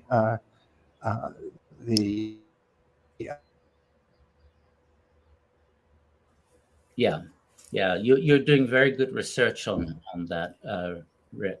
I think that is distinguishing work that you're focusing on the Israel factor. We, of course, know the scientist, Dr. Jack Sarfati, who we had on our panel. Okay, so I'm guilty of my own worst sin. I'm always complaining about people talking in the library, and my voice carries, so they asked me to leave. But they didn't ask me to leave. I chose to go outside, so I'm outside. Here's what I suggest. I want to have this conversation, but I used up my 2 hours in the room, the special room that I had for the event. So let's reschedule sometime in the near future a follow-up conversation. I can stay a little longer, but it's inconvenient. So hopefully, Alfred and Ananda, if you're open to it, because I want to specifically address, I've written extensively about Kucinich now being Bobby Kennedy's campaign manager. At the same time, Bobby Kennedy is actively talking about how his uncle and his father were killed because of UFOs. Okay, you heard that, Alfred, right? Yes, I saw that, and you know that Bobby Kennedy was billeted in our family home. No, see, that's why I want to have a longer conversation when I don't have to go to the restroom and I'm not standing outside. Yeah, sure. Scolded for my own sin. And my hypocrisy has now been exploited. No, and just very quickly, Rich. Yeah, go on. I found your suggestion to Ananda that he and then perhaps our group come up with a manifesto or a formula. Well, he just articulated it.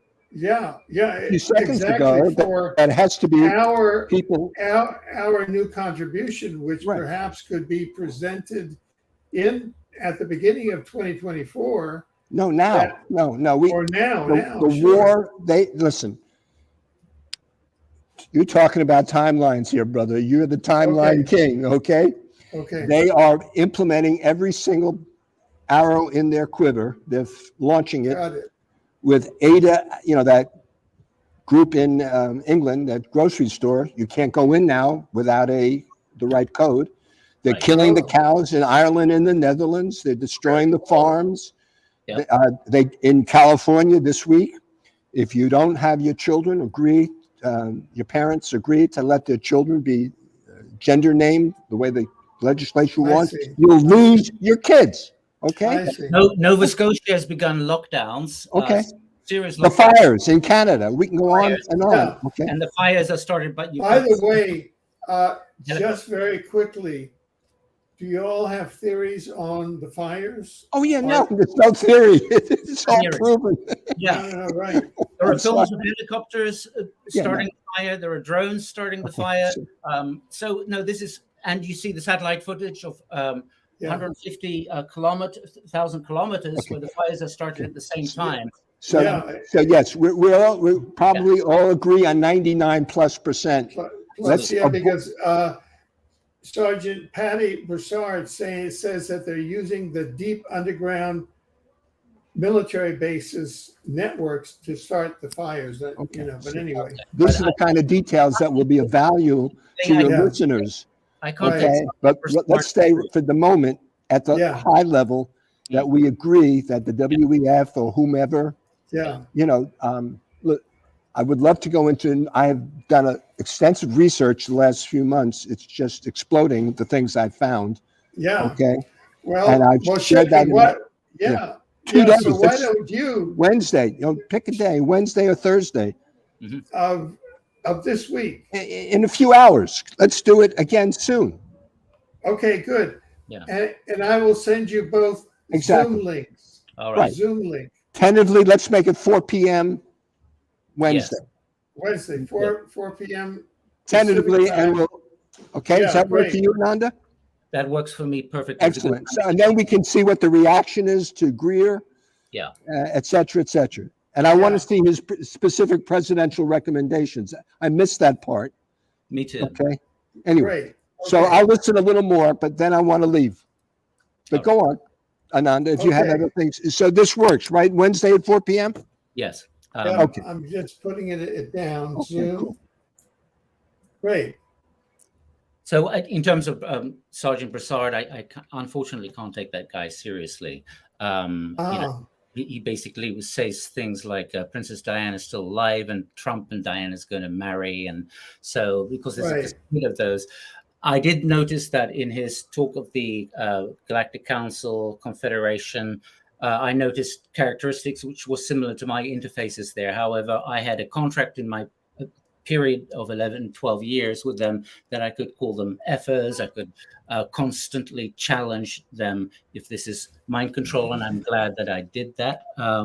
So I did notice that he might be interfacing. Yeah. I just Who kind of is raised this, that thing. Ananda? Who are you talking about? Sergeant He Broussard. is, he is way out there. Now, just one final thing, Ananda. Do you think it's worthwhile you reaching out to Jan to see whether he would like to be part of this?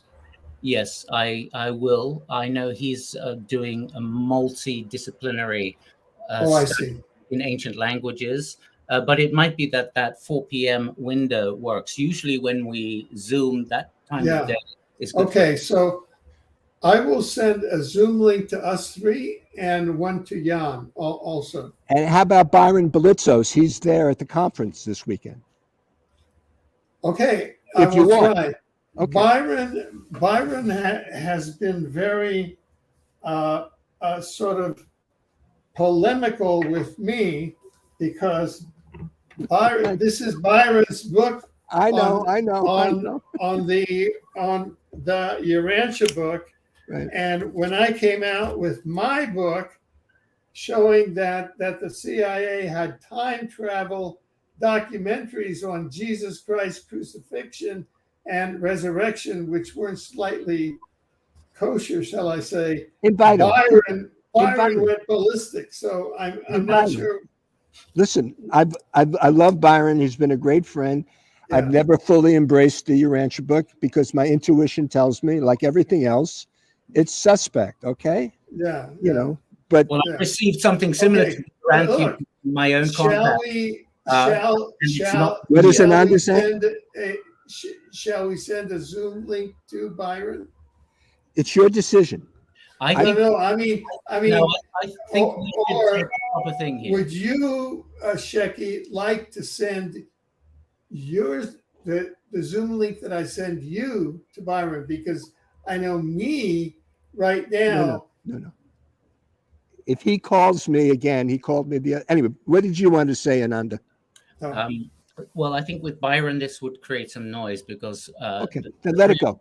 We had the I mean, put it this way: if you, Shecky, can serve, let it go as an ambassador of goodwill, maybe Byron and me, that'd be great. Okay, maybe on the next one after this one. Yeah. Okay. Ananda, are you through? Because I don't want. I got to go to the bathroom. Oh, okay. Goodbye. Until Wednesday. Okay. Bye-bye, everybody. Bye-bye. Bye-bye, Ananda. Thank you. Thank you. See you Wednesday. Okay, then. What do you think is going on with the Quebec Military Tribunal? Because it's very strange the voting. Yeah, you know, I'm disappointed that Danielle is not more aggressive in getting the voting mechanism working. Yeah. And that's a disappointment to me. I'm using And- a thermometer to measure if there's something going on there. Yeah. So if it gets it through, that's all good. Yeah. But if nothing happens, there's something going on. But Yeah. And so I think that was a noble effort from a tribunal of conscience point of view. It's not totally legally up to snuff. No, I would say it was more of a conference than it was a tribunal. Yes. But I'm just going to hold back and give it a non-judgmental thing. Yes. But the fact that it's gone this far without voting taken care of, maybe that's a blessing in disguise. Because quite frankly, my thought was when I saw all the television images of the Quebec, the Canadian Army in Quebec going off to try and do forest fires, I didn't know what troops Danielle was going to use to arrest the Quebec government. So I've always been shaky about his Quebec, that end of it. I share your sentiment on that. But what was good, I think, for our tribunal is that we now interfaced with Major General Valalay and represents the three. Yeah, sure. And so this is a general movement. I must say that I'm very disappointed in our two former Swiss colleagues, Astrid and the other fellow. Yeah. I thought it was very poor conduct on their part. And also for Clan Mother Karen, who just went off. She has a habit. Whenever she goes up against the male that she doesn't like, she goes and she libels them as a sexual deviant, and it just doesn't a thing. And also, Jerry did a reading with her right before all of this happened, and Jerry did not get a good feeling from her during the reading, and it was right after this happened. And Jerry's family is from the Ukraine, and apparently she had a long conversation with Clan Mother Karen, whose family is Ukrainian Canadian, and she has no indigenous background. So the Clan Mother is just an invention in her head. Yes. So she kind of fell apart after all of this. Yes, and I think she was like leaning on Pascal to be able to get into the European crowd. She saw an opportunity that way. I was in very good terms with Judge Pascal. We had a lot of communications daily. He was being loyal to Astrid. I think Astrid now will be looking towards the non-voter thing and saying, "See, I told you so." So I think she's kind of waiting until this is all blown up. She might rejoin. I hope so. I would just, I wish that hadn't happened. I thought they would have had more breadth of character rather than going into blame. So I sent them all. I sent Pascal, I sent Astrid, and I sent Clan Mother Karen a sort of blind copy invitations to this career disclosure thing. Just as kind of elevate your frequencies. Good. So anyway. But the thing with Clan Mother was scandalous, really, because she was lecturing our local community on Boboy, right? That Boboy had no legitimate ancestry. And I had a very large gig with this big conference in Las Vegas and Washington. And then she came out and accused the organizer of sexual misconduct Yeah. and spoiled my whole gig down there. Saeed, Anyway. you mean Saeed, What? right? David Yeah, Farmer. Saeed. Yeah. Yeah, David Farmer. Yeah, So she told me. anyway, there's something strange about her. Yeah. That's clear now. Yeah. There was always an odd vibe there, but of course, Yeah. at And that so, point she so was, anyway, at that point she was with Judge Gould, wasn't it? Up in North British Columbia. yeah. Well, she sort of tags behind Patty Bouchard. So Yeah. there we go. Yeah. What, Yeah. what are we going to do? Yeah. God bless them. Yeah. Okay. God bless to them. Indeed. Well, listen, thank you very, very, very much for your additions, and you are such a bright light in this area, and let's just move through. Between now and Wednesday, I will send out a whole new mailing with this video and sort of to keep this going. Right. I think this is going to be good with Rich.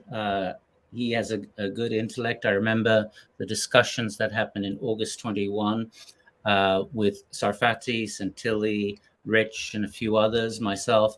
There was a very good conversation role that happened kind of midway in that, which we all bounced off each other. Sarfati. Right.